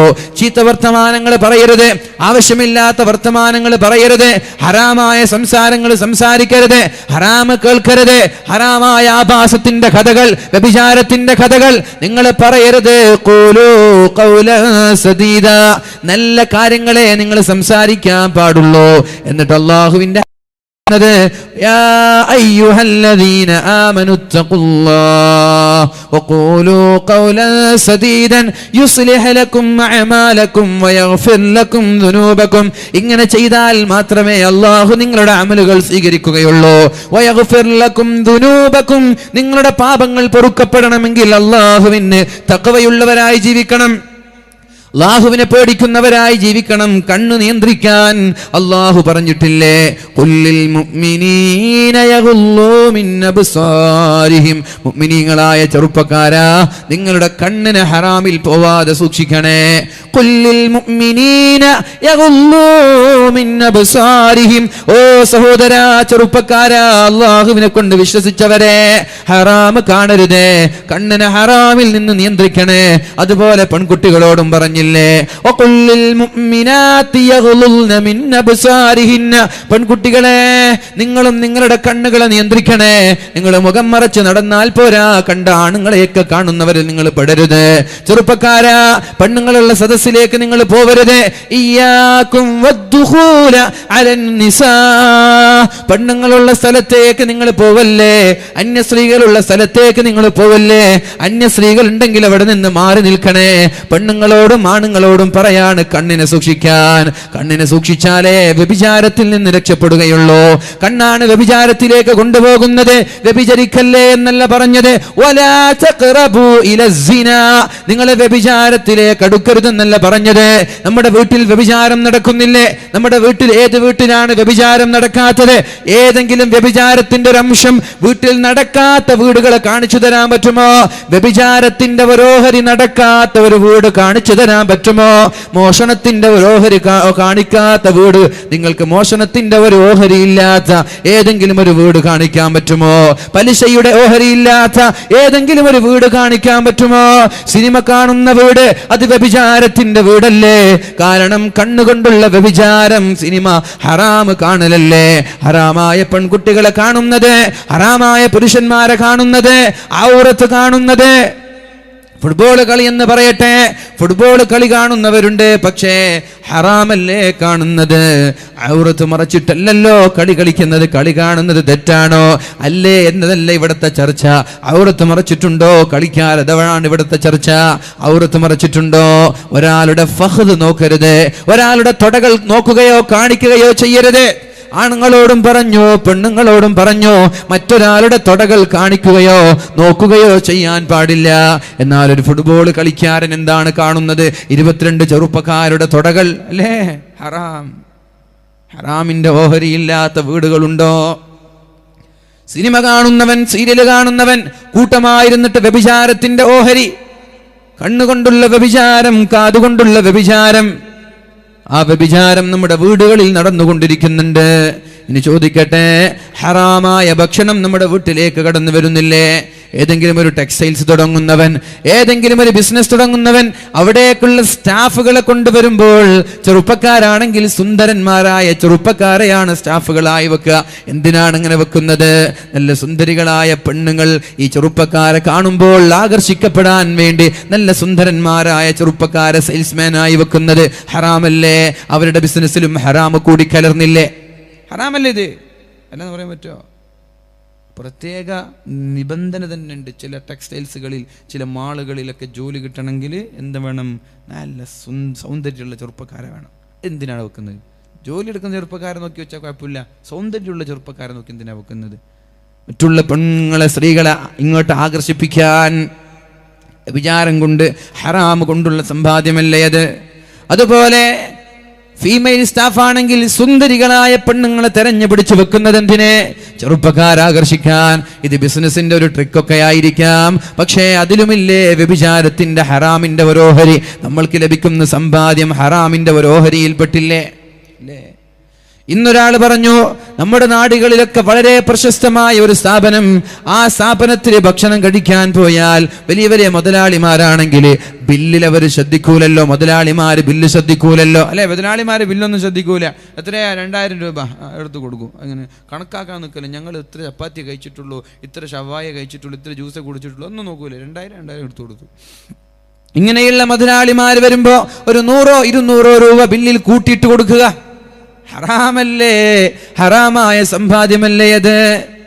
ഇങ്ങനെയുള്ള ആളുകൾ എങ്ങനെയാണ് ദുനിയാവിലും ആഖിറത്തിലും വിജയിക്കുന്നത്? എന്താണ് അല്ലാഹു പറഞ്ഞത്? യാ അയ്യുഹല്ലദീന ആമനുത്തഖുല്ലാഹ്, അല്ലാഹുവിനെ പേടിക്കണേ. തഖ്വ എന്ന് പറഞ്ഞാൽ എന്താ? മഹാനായ ഉമർ ഇബ്നുൽ ഖത്താബ് റളിയല്ലാഹു അൻഹു ഒരു ദിവസം മദീനയിൽ നിന്ന് മക്കയിലേക്ക് മടങ്ങി വരുമ്പോഴാണ്, നടന്നു വരുമ്പോഴാണ് ഒരു ആട്ടിടയനെ കാണാനിടയായത്. ആട്ടിടയൻ ആട് മേച്ചുകൊണ്ടിരിക്കുകയാണ്. ആട് മേച്ചുകൊണ്ടിരിക്കുന്ന ആട്ടിടയനോട് മഹാനായ ഉമർ ഇബ്നുൽ ഖത്താബ് റളിയല്ലാഹു അൻഹു പറഞ്ഞു, ബിഅനി ഷാത, ഒരാട് എനിക്ക് വിൽക്കുമോ? ഒരാട് എനിക്ക് തരുമോ? അപ്പോഴാണ് അടിമ പറഞ്ഞത്, എനിക്ക് വിൽക്കാൻ പറ്റൂല, ഞാനൊരു അടിമയാണ്, ഇത് എന്റെ ആടല്ല, ഈ ആട്ടിൻകൂട്ടങ്ങൾ എന്റേതല്ല, ഇത് എന്റെ മുതലാളിയുടേതാണ്, ഇത് എന്റെ യജമാനന്റേതാണ്, ഇതെനിക്ക് വിൽക്കാൻ പറ്റൂല എന്ന് മുതലാളി, ആ അടിമ മഹാനായ ഉമർ ഇബ്നുൽ ഖത്താബ് റളിയല്ലാഹു അൻഹുവിനോട് പറഞ്ഞപ്പോ ഈ അടിമയ്ക്കറിയില്ല ഇത് അമീറുൽ മുഅ്മിനീൻ ഉമർ തങ്ങളാണെന്നറിയില്ല. ഉമർ തങ്ങൾ പറഞ്ഞു, അതിലെന്താ കുഴപ്പം? യജമാനൻ ഇവിടെ ഇല്ലല്ലോ, മുതലാളി ഇവിടെ ഇല്ലല്ലോ, മുതലാളിയോട് പറഞ്ഞേക്ക് ചെന്നായ കടിച്ചു തിന്നു എന്ന്, മുതലാളിമാരോട് പറഞ്ഞേക്ക് ചെന്നായ കടിച്ചു തിന്നു എന്ന് പറഞ്ഞേക്ക്. എന്നിട്ട് ആ ഒരു ആട്ടിൻകുട്ടിയെ എനിക്ക് വിൽക്കുക, ഞാൻ നിനക്ക് കാശ് തരാം, എത്രയാണ് വേണ്ടത് അത് ഞാൻ നിങ്ങൾക്ക് തരാം. മുതലാളിയോട് ആടിനെ പട്ടി കടിച്ചു എന്ന് പറഞ്ഞാ പോരെ, നിങ്ങൾക്ക് കാശ് കിട്ടൂലേ എന്ന് ചോദിച്ചപ്പോ ആ അറാബി മഹാനായ ഉമർ തങ്ങളുടെ മുഖത്തേക്ക് നോക്കി ചോദിക്കുകയാണ്, അല്ലാഹു ഇത് കാണൂലേ? എന്റെ മുതലാളി ഇത് കണ്ടില്ലെങ്കിലും, എന്റെ യജമാനൻ ഇത് കണ്ടില്ലെങ്കിലും അല്ലാഹു ഇത് കാണൂലേ? അല്ലാഹു ഇത് ശ്രദ്ധിക്കുന്നില്ലേ? അല്ലാഹുവിന്റെ കണ്ണിൽ നിന്ന് രക്ഷപ്പെടാൻ ഞങ്ങൾക്ക് പറ്റില്ലല്ലോ. ഇത് കേട്ടപ്പോഴാണ് മഹാനായ ഉമർ ഇബ്നുൽ ഖത്താബ് റളിയല്ലാഹു അൻഹു ഇദ്ദേഹത്തിന്റെ മുതലാളിയെ തേടി പോകുന്നത്. എവിടെയാണ് മുതലാളി? മുതലാളിയുടെ അടുത്ത് പോയി, ഈ അടിമ എനിക്ക് വിൽക്കുമോ? ഈ അടിമ എനിക്ക് വിൽക്കുമോ? വിൽക്കാം, എന്നാൽ ഇന്ന് കാശ് തന്നാൽ. അദ്ദേഹം ചോദിച്ച കാശ് നൽകി മഹാനായ അമീറുൽ മുഅ്മിനീൻ ഉമർ തങ്ങൾ അടിമയെ മോചിപ്പിക്കുകയാണ്. എന്നിട്ട് അടിമയോട് പറഞ്ഞു, എന്റെ സഹോദരാ, അള്ളാഹുവിനെ പേടിയുള്ള ആളാണല്ലോ നിങ്ങൾ എവിടെ പോയാലും നിങ്ങൾ തെറ്റ് ചെയ്യൂല എന്ന് എനിക്കറിയാം. അതുകൊണ്ട് നിങ്ങൾ സ്വതന്ത്രനായിട്ട് പോയിക്കോളൂ. ഇന്ന് നിങ്ങൾ ദുനിയാവിന്റെ അടിമത്തത്തിൽ നിന്ന് രക്ഷപ്പെട്ടത് അല്ലാഹു കാണൂലേ എന്ന് പറയുന്ന ഒരു വാക്കാണെങ്കിൽ ഈ വാക്ക് കൊണ്ട് അല്ലാഹു നിങ്ങളെ നരകത്തിൽ നിന്ന് മോചിപ്പിക്കട്ടെ എന്ന് മഹാനായ ഉമർ ഇബ്നുൽ ഖത്താബ് റളിയല്ലാഹു അൻഹു. ഇതാണ് തഖ്വ എന്ന് പറഞ്ഞാൽ. ആരാരും കണ്ടില്ലെങ്കിലും അല്ലാഹു കാണൂലേ? വീടിന്റെ അകത്തളങ്ങളിൽ ഒറ്റയ്ക്കാണ്, ക്യാമ്പസിന്റെയും കലാലയങ്ങളുടെയും അകത്തളങ്ങളിൽ ഒറ്റയ്ക്കാണ്, ക്ലബ്ബുകളിലാണ്, ഏതെങ്കിലും കാടിന്റെ മറവിലാണ്, അന്യനാട്ടിൽ മെഡിക്കേറി, ഊട്ടി, മൂന്നാർ, ഇങ്ങനെ ഓരോ പ്രദേശങ്ങളിൽ ഉപ്പമാരില്ലാതെ, നാട്ടുകാരില്ലാതെ, ചങ്ങാതിമാര് മാത്രം കൊണ്ടുപോയി ആഘോഷിക്കുമ്പോ അവിടെ ആഭാസങ്ങൾ കളിക്കുമ്പോ ഉമ്മമാര് കാണില്ലല്ലോ, നാട്ടുകാര് കാണില്ലല്ലോ, രക്ഷിതാക്കൾ കാണില്ലല്ലോ എന്ന ഒരു ചിന്ത നിങ്ങൾക്കുണ്ടാവാൻ പാടില്ല. അവിടെയാണ് നിങ്ങൾ ആലോചിക്കേണ്ടത്, അല്ലാഹു ഇത് കാണൂലേ, അല്ലാഹു ഇത് കാണൂലേ. ഇത് ആലോചിക്കുന്ന ഒരാൾക്ക് തെറ്റ് ചെയ്യാൻ പറ്റുമോ? ഒരു 3 സ്റ്റെപ്പ് ഡിലേറ്റ്. ഇത് ആലോചിക്കുന്ന ഒരാൾക്ക് തെറ്റ് ചെയ്യാൻ പറ്റും? ഇത് ആലോചിക്കുന്ന ഒരാൾ എങ്ങനെയാണ് തെറ്റ് ചെയ്യുന്നത്? ഉപ്പ കാണാതെ വീടിന്റെ പുറകുവശം പോയി സീസർ വലിക്കുന്ന ചെറുപ്പക്കാരൻ, ഉപ്പ കണ്ടിട്ടില്ല, ശരിയാണ്. ഉപ്പ കാണാതെ, ഉമ്മ കാണാതെ ഉമ്മയുടെ മൊബൈൽ ഫോൺ എടുത്ത് കാമുകന്മാർക്ക് മെസ്സേജ് അയക്കുന്ന മക്കൾ, ഉപ്പ കണ്ടിട്ടില്ല. അല്ലാഹു ഇത് കാണുന്നില്ലേ? ഈ ഒരു ചിന്തയുണ്ടെങ്കിലാണ് സ്വർഗത്തിലേക്ക് എത്തുക. ചിന്തയില്ലാതെ അള്ളാഹുവിന്റെ കണ്ണിൽ നിന്ന് വെട്ടിച്ചുകൊണ്ടൊരു തെറ്റോ ഒരു നന്മയോ ചെയ്യാൻ പറ്റൂലല്ലോ. അതുകൊണ്ട് യാ അയ്യുഹല്ലദീന ആമനൂ, ഓ സത്യവിശ്വാസികളെ, ഇത്തഖുല്ലാഹ്, അള്ളാഹുവിനെ നിങ്ങൾ പേടിക്കണേ. അത് മാത്രം മതിയോ? വഖൂലൂ ഖൗലൻ സദീദാ, നല്ല വാക്കുകൾ മാത്രമേ പറയാൻ പാടുള്ളൂ.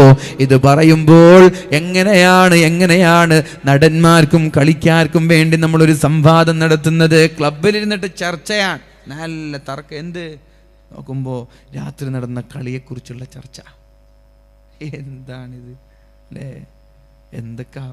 എന്തൊക്കെ ചെയ്യാനുണ്ട് നമ്മൾക്ക്. ഖൂലൂ ഖൗലൻ സദീദാ, നല്ല കാര്യങ്ങളെ പറയാൻ പാടുള്ളൂ, നല്ല വിഷയങ്ങളെ ചർച്ച ചെയ്യാൻ പാടുള്ളൂ. ആവശ്യമില്ലാത്ത വിഷയങ്ങളിൽ ഇടപെടരുത് എന്റെ ചെറുപ്പക്കാരാ. അല്ലാഹു പറഞ്ഞിട്ടുണ്ടല്ലോ, ഇന്നൽ കലിമത, ഒരു വാക്ക് മതി, നമ്മുടെ വായയിൽ നിന്ന് വീഴുന്ന ഒരു വാക്ക് മതി.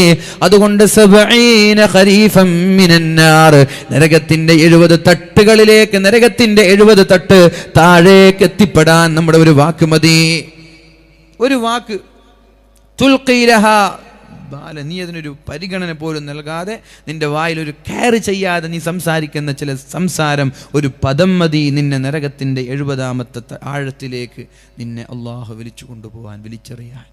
അതുകൊണ്ട് വാക്കുകളെ സൂക്ഷിക്കണേ. ഖൂലൂ ഖൗലൻ സദീദാ, ഇങ്ങനെയൊക്കെ ചെയ്താലോ യുസ്ലിഹ് ലക്കും അഅമാലക്കും വയഗ്ഫിർ ലക്കും ദുനൂബക്കും, അള്ളാഹു നിങ്ങളുടെ അമലുകൾ സ്വീകരിക്കുകയും നിങ്ങളുടെ പാപം അള്ളാഹു പുറത്തു തരികയും ചെയ്തു. എന്നിട്ട് പറയുന്നൊരു വാക്കുണ്ട്, അള്ളാഹുവിനെ ആരാണോ അനുസരിക്കുന്നത്, അള്ളാഹുവിന്റെ റസൂലിനെ ആരാണോ അനുസരിക്കുന്നത്, ഫഖദ് ഫാസ ഫൗസൻ അളീമാ, അവരാണ് വിജയികൾ, അല്ലാത്തവരൊക്കെ പരാജയത്തിലാണ്. അള്ളാഹുവിനെയും അവന്റെ റസൂലിനെയും ആരാണോ അനുസരിക്കുന്നത്, ഫഖദ് ഫാസ ഫൗസൻ അളീമാ, അവര് മാത്രമേ വിജയിക്കുള്ളൂ, അവര് മാത്രമേ അള്ളാഹുവിന്റെ സ്വർഗം ലഭിക്കുള്ളൂ, മറ്റുള്ളവരൊക്കെ പരാജയത്തിലാണ്. ഇനി ഒന്നും കൂടി ഞാൻ പറയട്ടെ. നേരത്തെ ഒരു ആയത്ത് ഓതി വെച്ചല്ലോ, അള്ളാഹുവിന്റെ ഹബീബിനെ കുറിച്ച് അള്ളാഹു പരിചയപ്പെടുത്തുന്ന ഒരായത്ത് നേരത്തെ നമ്മൾ ഓതി വെച്ചല്ലോ. ഏതാണ് ആ ആയത്ത്? ഹരീസുൻ അലൈക്കും ബിൽ മുഅ്മിനീന റഊഫുർ റഹീം, നിങ്ങളോട് പ്രത്യേകമായി താല്പര്യമുള്ള ആളാണ് മുഹമ്മദുർ റസൂലുള്ളാഹ്. സലാത്തൊന്നുമില്ലല്ലോ. മുഹമ്മദുർ റസൂലുള്ളാഹ് നിങ്ങളോട് പ്രത്യേകമായി താല്പര്യമുള്ള ആളാണ്. എന്തേ പറയാനുള്ള കാരണം, എല്ലാവരും ഉറങ്ങിക്കിടക്കുന്ന സമയത്ത്, സ്വഹാബാക്കളും എല്ലാ ആളുകളും ഉറങ്ങിക്കിടക്കുന്ന സമയത്ത് അള്ളാഹുവിന്റെ ഹബീബ് ഏകാന്തനായി ഒരു ഖബർസ്ഥാനിലേക്ക് ചെന്നിട്ട്, കബറിടത്തിലേക്ക് ചെന്നിട്ട് കരഞ്ഞുകൊണ്ട് ദുആ ചെയ്യുകയാണ്. അങ്ങനെ ദുആ ചെയ്യുമ്പോഴാണ് ഒരു സ്വഹാബി നബി തങ്ങളെ കാണാനിടയായത്. നബി തങ്ങൾ പറയുന്നുണ്ട്, ഇസ്തഖ്തു ലി ഇഖ്വാനി,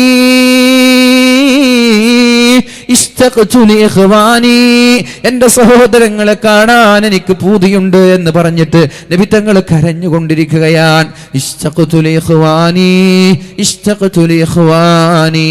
എന്റെ സഹോദരങ്ങളെ കാണാൻ എനിക്ക് പൂതിയുണ്ട്.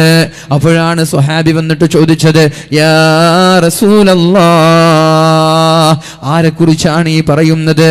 അവലസ്നാ ഇഖ്വാനുക യാ റസൂലല്ലാഹ്, നബിയേ ഞങ്ങൾ അങ്ങയുടെ സഹോദരങ്ങളല്ലേ നബിയേ, ഞങ്ങൾ അങ്ങയുടെ സഹോദരങ്ങളല്ലേ, ഞങ്ങളെ കാണുന്നുണ്ടല്ലോ, ഞങ്ങളെ അങ്ങ് കാണുന്നുണ്ടല്ലോ. പിന്നെ ആരെ കുറിച്ചാണ് ഈ പറയുന്നത്? ആരെ ഓർത്തിട്ടാണ് കരയുന്നത് എന്ന് ഖബർസ്ഥാനിൽ അവസാന സമയത്ത് അല്ലാഹുവിന്റെ ഹബീബ് ദുആ ചെയ്യുന്ന സദസ്സിലേക്ക് കടന്നു വന്നിട്ട് സ്വഹാബി ചോദിച്ചപ്പോൾ നബി തങ്ങൾ പറഞ്ഞത്, നിങ്ങൾ എൻ്റെ സഹോദരങ്ങളല്ല. സ്വഹാബാക്കളോട് പറയാണ്, നിങ്ങൾ എൻ്റെ സഹോദരങ്ങളല്ല, നിങ്ങൾ എൻ്റെ സഹോദരങ്ങളല്ല, പിന്നെ ആരാണ്? അൻതും സ്വഹാബി, നിങ്ങൾ എൻ്റെ സ്വഹാബാക്കളാണ്, നിങ്ങൾ എൻ്റെ സഹോദരങ്ങളല്ല. പിന്നെ ആരാണ് നബിയെ നിങ്ങളുടെ സഹോദരങ്ങളെന്ന് സ്വഹാബി ചോദിച്ചപ്പോൾ മുത്തു റസൂലുള്ളാഹി സ്വല്ലല്ലാഹു അലൈഹി വസല്ലം പറഞ്ഞത്, എൻ്റെ സഹോദരങ്ങൾ എൻ്റെ വഫാത്തിൻ്റെ ശേഷം വരാനിരിക്കുന്ന ആളുകളാണ്. അവരെന്നെ കണ്ടിട്ടില്ല, അവരെന്നെ കുറിച്ച് കേട്ടിട്ടേയുള്ളൂ. അവർക്കെന്നെ കാണാൻ വല്ലാത്ത ആഗ്രഹമുണ്ട്, അവർക്കെന്നെ കാണാൻ വല്ലാത്ത പൂതിയുണ്ട്. എന്നെ കാണാതെ എൻ്റെ കാലശേഷം വരുന്ന എൻ്റെ സഹോദരങ്ങളെ ഓർത്തിട്ടാണ് ഞാൻ കരയുന്നതെന്ന് അവസാന സമയത്ത് ഖബർസ്ഥാനിൽ വെച്ച് അള്ളാഹുവിൻ്റെ ഹബീബ് കരഞ്ഞു ദുആ ചെയ്തത് നമ്മൾക്ക് വേണ്ടിയാണ്, സമുദായമേ, ഈ ഉമ്മത്തിന് വേണ്ടിയാണ്. എന്നിട്ട് ഈ ഹബീബിനൊരു പരിഗണന സമുദായം നൽകുന്നില്ലല്ലോ. അതാണ് വിഷമം. ഈ ഹബീബിന് നൽകുന്നില്ലല്ലോ, മറ്റുള്ളവർക്ക് നൽകുന്ന ഒരു പരിഗണന, മറ്റുള്ള നടന്മാർക്ക്, സെലിബ്രിറ്റികൾക്ക് നൽകുന്ന ഒരു സ്ഥാനം ഈ മുത്തു ഹബീബ് സല്ലല്ലാഹു അലൈഹി വസല്ലമ തങ്ങൾക്ക് സമുദായം നൽകുന്നില്ലല്ലോ. അതോർക്കുമ്പോഴാണ് വിഷമം. അള്ളാഹുവിൻ്റെ ഹബീബായ റസൂലുള്ളാഹി സല്ലല്ലാഹു അലൈഹി വസല്ലം തങ്ങൾ മഹദിയായ ആയിഷ ബീവി റളിയല്ലാഹു അൻഹയുടെ സമീപത്തേക്ക് കടന്നു വന്നപ്പോൾ ആയിഷ ബീവി ചോദിച്ചു, ദുഅല്ലാഹ ലീ, നബിയേ അങ്ങ് എനിക്ക് വേണ്ടി ദുആ ചെയ്യണം നബിയേ.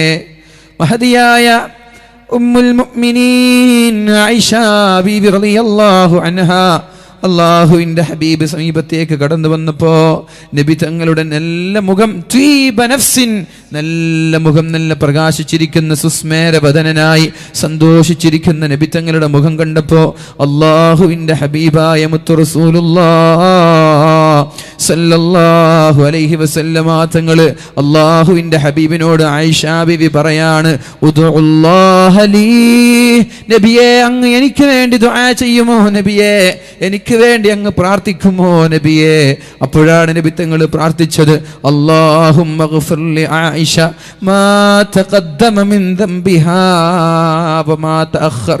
അല്ലാഹുവേ ആയിഷ ബീവിയുടെ കഴിഞ്ഞു പോയ പാപങ്ങൾ നീ പുറത്തു കൊടുക്കണേ അല്ലാഹ്. ആയിഷ ബീവിക്ക് ഇനി വരാനിരിക്കുന്ന പാപങ്ങളും പുറത്തു കൊടുക്കണേ അല്ലാഹ്. ആയിഷ ബീവിയുടെ എല്ലാ തെറ്റുകുറ്റങ്ങളും പുറത്തു കൊടുക്കണേ അല്ലാഹ്. വമാ അസറത് വമാ അഅലനത്, ആയിഷ ബീവി രഹസ്യമായി ചെയ്ത പാപം, ആയിഷ ബീവി പരസ്യമായി ചെയ്ത പാപം പുറത്തു കൊടുക്കണേ എന്ന് അല്ലാഹുവിൻ്റെ ഹബീബ് സല്ലല്ലാഹു അലൈഹി വസല്ലം ദുആ ചെയ്തപ്പോൾ ഫളഹിഖത് ആയിഷ റളിയല്ലാഹു അൻഹാ, മഹദിയായ ആയിഷ ബീബി റളിയല്ലാഹു അൻഹ പുഞ്ചിരിച്ചു. ഹത്താ സഖത റഅസുഹാ ഫീ ഹിജ്രിഹാ, നബി തങ്ങളുടെ മടിത്തട്ടിലേക്ക് ചിരിച്ച് ആയിഷ ബീബി റളിയല്ലാഹു അൻഹ വീഴുകയാണ്. ചിരി നിയന്ത്രിക്കാൻ കഴിയാതെ ആയിഷ ബീവി ചിരിച്ചുകൊണ്ട് കുലുങ്ങിക്കൊണ്ട് അല്ലാഹുവിൻ്റെ ഹബീബിൻ്റെ മടിത്തട്ടിൽ വീണപ്പോൾ നബി തങ്ങൾ ചോദിച്ചു, യസുറുകി ദുആഇ, ആയിഷ ബീവിയെ, എൻ്റെ പ്രിയപ്പെട്ട പത്നി ആയിഷ, എൻ്റെ ദുആ നിനക്ക് സന്തോഷം നൽകിയോ? ഞാൻ ദുആ ചെയ്തപ്പോൾ നിനക്ക് തൃപ്തിയായോ ആയിഷ? അപ്പോഴാണ് ആയിഷ ബീവി പറഞ്ഞത്, വമാലീ ലാ യസുറുനി ദുആഇ, അല്ലാഹുവേ എങ്ങനെയാണ് എൻ്റെ പ്രാർത്ഥന, എങ്ങനെയാണ് നബിയെ നിങ്ങളുടെ ഈ പ്രാർത്ഥന കൊണ്ട് എനിക്ക് സന്തോഷമില്ലാതിരിക്കുക? വമാലീ വലാ യസുറുനി ദുആഉക്, അങ്ങയുടെ പ്രാർത്ഥന, ഈ പ്രാർത്ഥന കാരണം എങ്ങനെയാണ് ഞാൻ സന്തോഷിക്കാതിരിക്കുക? എന്താണ് അങ്ങ് ദുആ ചെയ്തത്? ആയിഷയുടെ കഴിഞ്ഞുപോയ പാപങ്ങൾ പുറത്തു കൊടുക്കണേ അല്ലാ, വരാനിരിക്കുന്ന പാപങ്ങൾ പുറത്തു കൊടുക്കണേ അല്ലാ, രഹസ്യമായ പാപങ്ങൾ പുറത്തു കൊടുക്കണേ അല്ലാ, പരസ്യമായ പാപങ്ങൾ പുറത്തു കൊടുക്കണേ അല്ലാ. ഈ ദുആ അല്ല നിങ്ങൾ ചെയ്തത്, ഇത് ഞാൻ എങ്ങനെ സന്തോഷിക്കാതിരിക്കുമെന്ന് പറഞ്ഞപ്പോ ആയിഷ ബീവി ഇവിടുന്ന് ആയിഷ ബീവിയോട് നബി തങ്ങൾ പറയുന്നുണ്ട്, സഹോദരിമാരെ, ചെവി തുറന്ന് കേൾക്കണേ, മനസ്സ് തുറന്ന് കേൾക്കണേ. മുത്തു ഹബീബ് സല്ലല്ലാഹു അലൈഹി വസല്ലം ഉമ്മത്തിന് നൽകിയ പ്രാധാന്യം എത്രയായിരുന്നു, സമുദായ സമുദായത്തിന് നൽകിയ പരിഗണന എത്രയായിരുന്നു. ആയിഷ ബീവി റളിയല്ലാഹു അൻഹയോട് അല്ലാഹുവിന്റെ ഹബീബ് പറഞ്ഞത്, വല്ലാഹ് ആയിഷ ബീവിയെ, വല്ലാഹ് അല്ലാഹുവാണ് സത്യം, ഇന്നഹാ ലദഅവതി ലി ഉമ്മതി ഫീ കുല്ലി സ്വലാത്ത്, എൻ്റെ എല്ലാ നിസ്കാരത്തിലും എൻ്റെ സമുദായത്തിന് വേണ്ടി ഈ ഒരു പ്രാർത്ഥന ഞാൻ പ്രാർത്ഥിക്കാറുണ്ട്. ആയിഷ, ഇത് നിനക്ക് ഇപ്പോൾ ഞാൻ പ്രാർത്ഥിച്ച പ്രാർത്ഥനയാണെങ്കിൽ എൻ്റെ സമുദായത്തിന് വേണ്ടി എൻ്റെ ഓരോ നിസ്കാരത്തിലും ഞാൻ ഇത് ദുആ ചെയ്യാറുണ്ട്. എന്താണ് ദുആ ചെയ്തത്? അല്ലാഹുവേ, എൻ്റെ സമുദായത്തിൻ്റെ കഴിഞ്ഞുപോയ പാപങ്ങൾ പുറത്തു കൊടുക്കണേ അല്ലാ. അല്ലാഹുവേ, എൻ്റെ സമുദായത്തിൻ്റെ വരാനിരിക്കുന്ന പാപം പുറത്തു കൊടുക്കണേ അല്ലാ. അല്ലാഹുവേ, എൻ്റെ സമുദായം രഹസ്യമായി ചെയ്തത് പരസ്യമായി ചെയ്തതും പുറത്തു കൊടുക്കണേ എന്ന് എൻ്റെ എല്ലാ നിസ്കാരത്തിലും ഞാൻ ദുആ ചെയ്യാറുണ്ട് ആയിഷ എന്ന് അല്ലാഹുവിൻ്റെ ഹബീബ് പറയുമ്പോൾ, എൻ്റെ സഹോദര, ഈ ഹബീബിന് വേണ്ടിയല്ലാതെ പിന്നെ ആർക്ക് വേണ്ടിയാണ് നമ്മൾ സമയം കളയേണ്ടത്, സമയം ചെലവഴിക്കേണ്ടത്? ഒരു സ്വലാത്ത്, 100 സ്വലാത്ത് ചെല്ലാൻ, ഈ ഹബീബിന് ഒരു 100 സ്വലാത്ത് ചെല്ലാൻ നമ്മൾ സമയം കണ്ടെത്തിയിട്ടുണ്ടോ? ഒരു 100 സ്വലാത്ത് എൻ്റെ ഹബീബിന് വേണ്ടി. ഇത്രത്തോളം നമ്മെ പരിഗണിച്ച, ഇത്രത്തോളം നമ്മെ സ്നേഹിച്ച, നമ്മെ ബഹുമാനിച്ച, നമ്മൾക്ക് വേണ്ടി സമയം ചെലവഴിച്ച, നമ്മൾക്ക് വേണ്ടി കരഞ്ഞു പോയ, നമ്മൾക്ക് വേണ്ടി ദുആ ചെയ്ത ആ ഹബീബിന് വേണ്ടി ഒരു 100 സ്വലാത്ത് ദിവസവും ചെല്ലാൻ നമ്മൾ ശ്രമിച്ചിട്ടുണ്ടോ? അത് മാത്രമാണോ? ഈ ഹബീബ്, ഇന്ന് ഞാൻ ചെയ്തു കൂട്ടുന്ന പാപങ്ങൾ ഈ ഹബീബ് കണ്ടാൽ ആ ഹബീബിന് എത്ര വിഷമം വരും. ഇന്ന് ഞാൻ ചെയ്തു കൂട്ടുന്ന എൻ്റെ വേഷവിധാനങ്ങൾ, എൻ്റെ ഹെയർ സ്റ്റൈൽ, എൻ്റെ ചെറുപ്പക്കാരാ, താടിയുടെയും മുടിയുടെയൊക്കെ കോലം എന്താണ് ഈ പറയേണ്ടത്? ആരെ കണ്ടിട്ടാണ് ഈ താടിയൊക്കെ മുടിയൊക്കെ ക്രോപ്പ് ചെയ്ത് നടക്കുന്നത്? നബി തങ്ങളുടെ സദസ്സിലേക്ക് ഒരു ചെറുപ്പക്കാരൻ കടന്നു വന്നു, നല്ല സുന്ദരനായ ചെറുപ്പക്കാരൻ. പക്ഷേ അല്ലാഹുവിൻ്റെ ഹബീബ് പറഞ്ഞു, നിഅമർ റജുലു അൻത, എന്തോ ഒരു സൗന്ദര്യമാണ് നിന്നെ കാണാൻ. പക്ഷേ ആ മുടി നന്നായി വെട്ടിയിരുന്നെങ്കിൽ, നിന്നെ കാണാൻ എന്തൊരു ചന്തമുണ്ടാകുമായിരുന്നു, എന്തോ ഒരു ഭംഗിയുണ്ടാകുമായിരുന്നു എന്ന് പറഞ്ഞപ്പോ ഓടി ചെന്നിട്ട് തന്റെ മുടി മുഴുവനും വെട്ടി, വളരെ മാന്യമായി മുടി വെട്ടി നബി തങ്ങളുടെ സമീപത്തേക്ക് സഹാബി ഓടി വന്നിട്ടുണ്ട്. എന്നാൽ ചെറുപ്പക്കാരാ, ഇന്ന് നമ്മുടെ മക്കൾ ചെയ്യുന്ന, സഹോദര രക്ഷിതാക്കളെ, ഉമ്മമാരെ, ഇന്ന് നമ്മുടെ മക്കൾ ചെയ്യുന്ന ഹെയർ സ്റ്റൈൽ ആരെ കണ്ടിട്ടാണ്? ഏത് കളിക്കാരനാണ്? ഫുട്ബോൾ കളിക്കാരനാണോ? ക്രിക്കറ്റ് കളിക്കാരനാണോ? സിനിമാ നടനാണോ? ആരാണ് ഈ ഹെയർ സ്റ്റൈൽ പഠിപ്പിച്ചത്? എന്തോ ഒരു വൃത്തികെട്ട വേഷമാണ് ഇത്. എൻ്റെ ഹബീബ് കണ്ടാൽ ഞങ്ങൾക്ക് വേണ്ടി കരഞ്ഞ, ഞങ്ങൾക്ക് വേണ്ടി സുജൂദ് ചെയ്യുന്ന, അല്ലാഹുവിൻ്റെ മഹ്ശറാവൻ സഭയിൽ നമ്മൾക്ക് വേണ്ടി ശബ്ദിക്കുന്ന ആ മുത്ത ഹബീബ്, ഈ ഹെയർ സ്റ്റൈലൊക്കെ കണ്ടാൽ ഹബീബിന് തൃപ്തിയാകുമോ? നമ്മുടെ ഈ ജീവിതം കണ്ടാൽ, നമ്മുടെ ഈ നിസ്കാരം, നമ്മുടെ ഈ പോക്കുകൾ, നീക്കുപോക്കുകളൊക്കെ കാണുമ്പോൾ എൻ്റെ ഹബീബിന് തൃപ്തിയാകുമോ? ഒന്ന് ആലോചിക്കുന്നത് നല്ലതാണ്. കാരണം നീ നിന്റെ ഹബീബിനെ സ്നേഹിക്കുന്നത് സത്യസന്ധമായിട്ടുള്ള സ്നേഹമാണെങ്കിൽ ഹബീബ് പറയുന്നത് പോലെ നീ ശ്രദ്ധിക്കൂലേ? നിന്റെ കണ്ണിനെ നീ നിയന്ത്രിക്കൂലേ? പോകുന്ന വഴിയിലുള്ള പെണ്ണുങ്ങളെ നീ സ്കാൻ ചെയ്ത് നോക്കുമോ? മഹാനായ ശഖീഖുൽ ബൽഖി റളിയല്ലാഹു അൻഹു അദ്ദേഹത്തിന്റെ ജീവിതത്തിലെ ഏറ്റവും അത്ഭുതപ്പെടുത്തുന്ന ഒരു അനുഭവം അദ്ദേഹം പറയുന്നുണ്ട്. മഹാനായ ശഖീഖുൽ ബൽഖി റളിയല്ലാഹു അൻഹു തന്റെ ഉസ്താദായ ഹാത്തിമുൽ അസം റളിയല്ലാഹു അൻഹുവിന്റെ വീട്ടിലേക്ക് ശഖീഖുൽ ബൽഖി റളിയല്ലാഹു അൻഹു പോകുന്നുണ്ട് പഠിക്കാൻ വേണ്ടി. 30ഓളം വർഷം തന്റെ ഉസ്താദിന്റെ വീട്ടിലേക്ക് പഠിക്കാൻ പോയ മഹാനായ ശഖീഖുൽ ബൽഖി, ചെറുപ്പക്കാരായ ഇത് കേൾക്കണം എൻ്റെ ഉമ്മമാരെ, സഹോദരിമാരെ, ഇത് കേൾക്കണം എൻ്റെ ഉമ്മമാരെ, സഹോദരിമാരെ, ഇത് കേൾക്കാതെ പോകരുത്. മഹാനായ ശഖീഖുൽ ബൽഖി റളിയല്ലാഹു അൻഹു എന്ന് പറയുന്ന തന്റെ ഉസ്താദിന്റെ വീട്ടിലേക്ക് 30 വർഷക്കാലം പഠിക്കാൻ ചെല്ലുന്നുണ്ട്. പക്ഷേ അവിടെ ഒരു അത്ഭുതം നടക്കുന്നുണ്ട്. എന്താണ് അത്ഭുതം എന്നറിയോ? ഒന്ന് നീട്ടിക്ക് എല്ലാവരും. സല്ലു അലാ സയ്യിദിനാ മുഹമ്മദ്. ഒരു 3 സ്വലാത്ത്. ഒന്ന് മുമ്പിൽ കയറിയിരിക്കും. ഞാൻ നിർത്താൻ പോവാണ്. ഒന്ന് മുമ്പിൽ കയറി നിർത്താൻ പോവാണ്. സല്ലല്ലാഹു അലാ മുഹമ്മദ് സല്ലല്ലാഹു അലൈഹി വസല്ലം. സല്ലല്ലാഹു അലാ മുഹമ്മദ് സല്ലല്ലാഹു അലൈഹി വസല്ലം. സല്ലല്ലാഹു അലാ മുഹമ്മദ് സല്ലല്ലാഹു അലൈഹി വസല്ലം. اللهم صل على محمد يا رب صل عليه وسلم. മഹാനായ ശഖീഖുൽ ബൽഖി റളിയല്ലാഹു അൻഹു 30 വർഷക്കാലം തന്റെ ഉസ്താദിന്റെ വീട്ടിലേക്ക് പഠിക്കാൻ പോകുന്നുണ്ട്. അങ്ങനെ പഠിക്കാൻ പോകുന്ന സമയത്ത് ഒരു ദിവസം തന്റെ ശിഷ്യനെയും കൂട്ടി ഷക്കീഖുൽ ബൽഖി തന്റെ ഉസ്താദിന്റെ വീട്ടിലേക്ക് പോയി പഠിച്ച് തിരിച്ചു വരികയാണ്. തിരിച്ചു വരുമ്പോഴാണ് ശിഷ്യൻ പറയുന്നത്, ഉസ്താദേ, ആ വീട്ടിൽ കണ്ട രംഗം എനിക്കിഷ്ടപ്പെട്ടില്ല. ആ വീട്ടിൽ കണ്ട രംഗം എനിക്കിഷ്ടപ്പെട്ടില്ല ഉസ്താദേ. എന്ത് പറ്റി? എന്താണ് ഇഷ്ടപ്പെടാത്തത്? അപ്പോഴാണ് മഹാനായ ഷക്കീഖുൽ ബൽഖി റളിയല്ലാഹു അൻഹുവിനോട് തന്റെ ശിഷ്യൻ പറയുന്നത്, ഭക്ഷണം കഴിച്ച് കൈ കഴുകുമ്പോൾ അങ്ങേക്ക് വെള്ളം ഒഴിച്ചു തന്നത് വീട്ടിലുള്ള പെൺകുട്ടിയാണല്ലോ. വീട്ടിലുള്ള പെൺകുട്ടിയല്ലേ ഭക്ഷണം കഴിച്ച് നിങ്ങൾക്ക് കൈ കഴുകാൻ വെള്ളം ഒഴിച്ചു തന്നത്? അങ്ങനായിരുന്നോ? ചോദിക്കാണ്, ഞാൻ കണ്ടിട്ടില്ല. ഭക്ഷണം കഴിച്ചിട്ട് കൈ കഴുകുമ്പോൾ വെള്ളം ഒഴിച്ചു കൊടുത്ത പെണ്ണിൻ്റെ മുഖം പെണ്ണ് ആണാണോ അത് പെണ്ണാണോ എന്ന് മഹാനായ ഷക്കീഖുൽ ബൽഖി തിരിച്ചറിഞ്ഞിട്ടില്ല. തിരിച്ചറിയാൻ എന്തേ തിരിച്ചറിയാത്തത്? കണ്ണ് അലക്ഷ്യമായിട്ട് കാണുന്ന സ്ഥലത്തേക്കൊക്കെ കണ്ണിനെ അലക്ഷ്യമായി തിരിച്ചു വിട്ടിട്ടില്ല. ഒരു വീട്ടിലേക്ക് ചെന്നാൽ ആദ്യം കിച്ചണിലേക്കല്ല നോക്കുക. വീട്ടിലേക്ക് കയറുമ്പോൾ ഒരു മര്യാദ മുത്ത് ഹബീബ് പഠിപ്പിച്ചിട്ടുണ്ട്. നിങ്ങളത് പാലിക്കാറുണ്ടോ? കല്യാണം വിളിക്കാൻ പോവാണ്. കല്യാണം വിളിക്കാൻ വേണ്ടി വീട്ടിലേക്ക് ചെല്ലുമ്പോൾ കോളിംഗ് ബെല്ലടിച്ചിട്ട് ഡോറിന്റെ മുന്നിൽ നിൽക്കാൻ പാടില്ല. ഇത് ഇസ്ലാമിന്റെ സംസ്കാരമല്ല. 3 പ്രാവശ്യം കോളിംഗ് ബെല്ലടിക്കണം, അല്ലെങ്കിൽ 3 പ്രാവശ്യം സലാം പറയണം. സലാമു അലൈക്കും, സലാം അടക്കിയില്ല. രണ്ടാമതൊരു സലാം പറയണം, അസ്സലാമു അലൈക്കും, സലാം അടക്കിയില്ല. 3-മതും സലാം പറയണം, സലാം അടക്കിയില്ല. പിന്നെ അവിടെ നിൽക്കരുത്, വീട്ടിൽ നിന്ന് തിരിച്ചു വരാനാണ് പരിശുദ്ധ ദീൻ നമ്മെ പഠിപ്പിക്കുന്നത്. ഇതാണോ നമ്മൾ ചെയ്യുന്നത്? സലാം പറയുന്നതിന് മുമ്പേ ജനൽ പാളിയിലൂടെ നമ്മൾ എത്തി നോക്കുകയാണ്. നബി തങ്ങളുടെ വീട്, അതിന്റെ ദ്വാരത്തിലൂടെ എത്തി നോക്കിയ സ്വഹാബിയോട് നബി തങ്ങൾ ദേഷ്യപ്പെട്ടിട്ടുണ്ട്. നിന്റെ കണ്ണ് ഞാൻ ചൂഴ്ന്നെടുക്കുമെന്ന് നബി തങ്ങൾ പറഞ്ഞിട്ടുണ്ട്. ഏതെങ്കിലും വീട്ടിലേക്ക് എത്തി നോക്കുന്നതിനേക്കാളും നല്ലത് കണ്ണ് ചൂഴ്ന്നെടുക്കലാണെന്ന് നബി തങ്ങൾ പറഞ്ഞിട്ടുണ്ട്. കാരണം എന്തേ? വീട്ടിലിരിക്കുന്ന പെണ്ണുങ്ങൾ ഒരു പക്ഷേ ഏതെങ്കിലും നെയ്റ്റിയോ ഔറത്ത് മറക്കാതെ നിൽക്കുകയായിരിക്കും. അതുകൊണ്ട് ആ പെണ്ണുങ്ങളെ കാണാനിടയുണ്ടല്ലോ, അന്യ സ്ത്രീകളെ കാണാനുള്ള അവസരമുണ്ടാകുമല്ലോ. അതുകൊണ്ട് നിങ്ങൾ വീട്ടിലേക്ക് ജനൽപ്പാളിയിലൂടെ എത്തി നോക്കരുത്.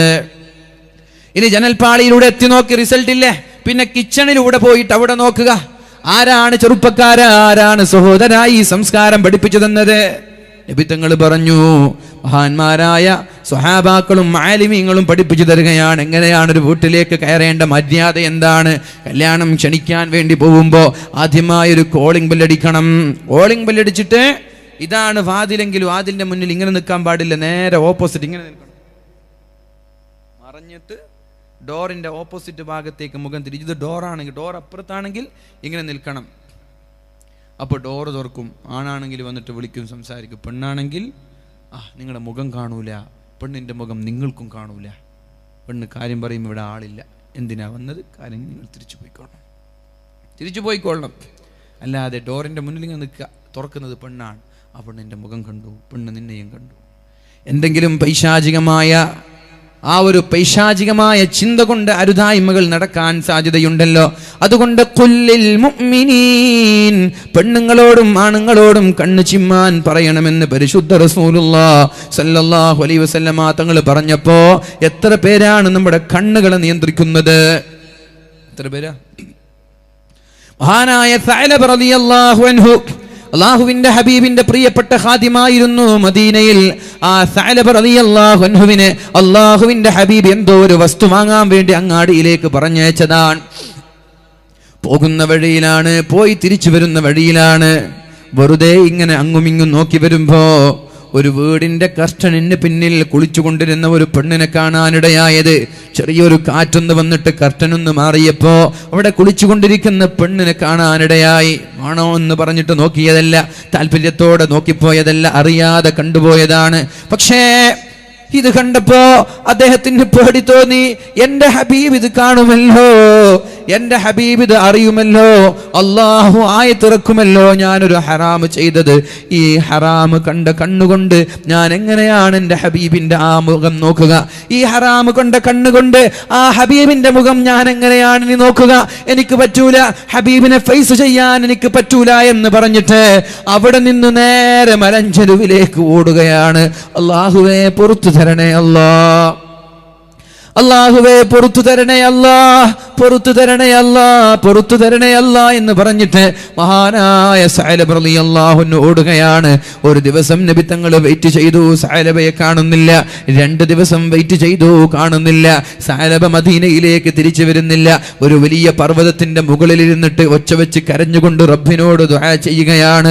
അല്ലാഹുവേ, ഒന്നുകിൽ എന്റെ നിരപരാധിത്വം അല്ലാഹുവിന്റെ ഹബീബിന് നീ ആയത്തിലൂടെ ഇറക്കണേ, ഞാൻ തെറ്റ് ചെയ്തത് എനിക്ക് മാപ്പ് തന്നു എന്ന് പറഞ്ഞിട്ടുള്ള ഒരു ആയത്ത് നബി തങ്ങൾക്ക് ഇറക്കണേ, അല്ലെങ്കിൽ അല്ലാഹുവേ എന്നെ നീ ശക്തമായ തീനാളം കൊണ്ട് നശിപ്പിക്കണേ എന്നൊക്കെ പറഞ്ഞിട്ട് മഹാനായ സഅലബ റളിയല്ലാഹു അൻഹു ദുആ ചെയ്യുകയാണ്. എന്തിനാണ് ദുആ ചെയ്തത്? അറിയാതെ ഒരു ഹറാമ് കണ്ടുപോയതിന്റെ പേരിൽ ദുആ ചെയ്യുകയാണ്. എന്നാൽ നബി തങ്ങൾ വെയിറ്റ് ചെയ്ത് സഅലബയെ കാണുന്നില്ല. 40 ദിവസമായി സഅലബയെ കാണുന്നില്ല. സ്വഹാബാക്കളെ പല സ്ഥലങ്ങളിലും പറഞ്ഞേച്ചിട്ടും സഅലബയെ കാണുന്നില്ല.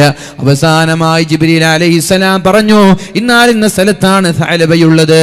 സഅലബയെ തേടി സ്വഹാബാക്കൾ ചെന്ന് പർവ്വതത്തിന്റെ സമീപത്തേക്ക്. അപ്പോഴാണ് ഒരു ഇടയനെ കണ്ടത്.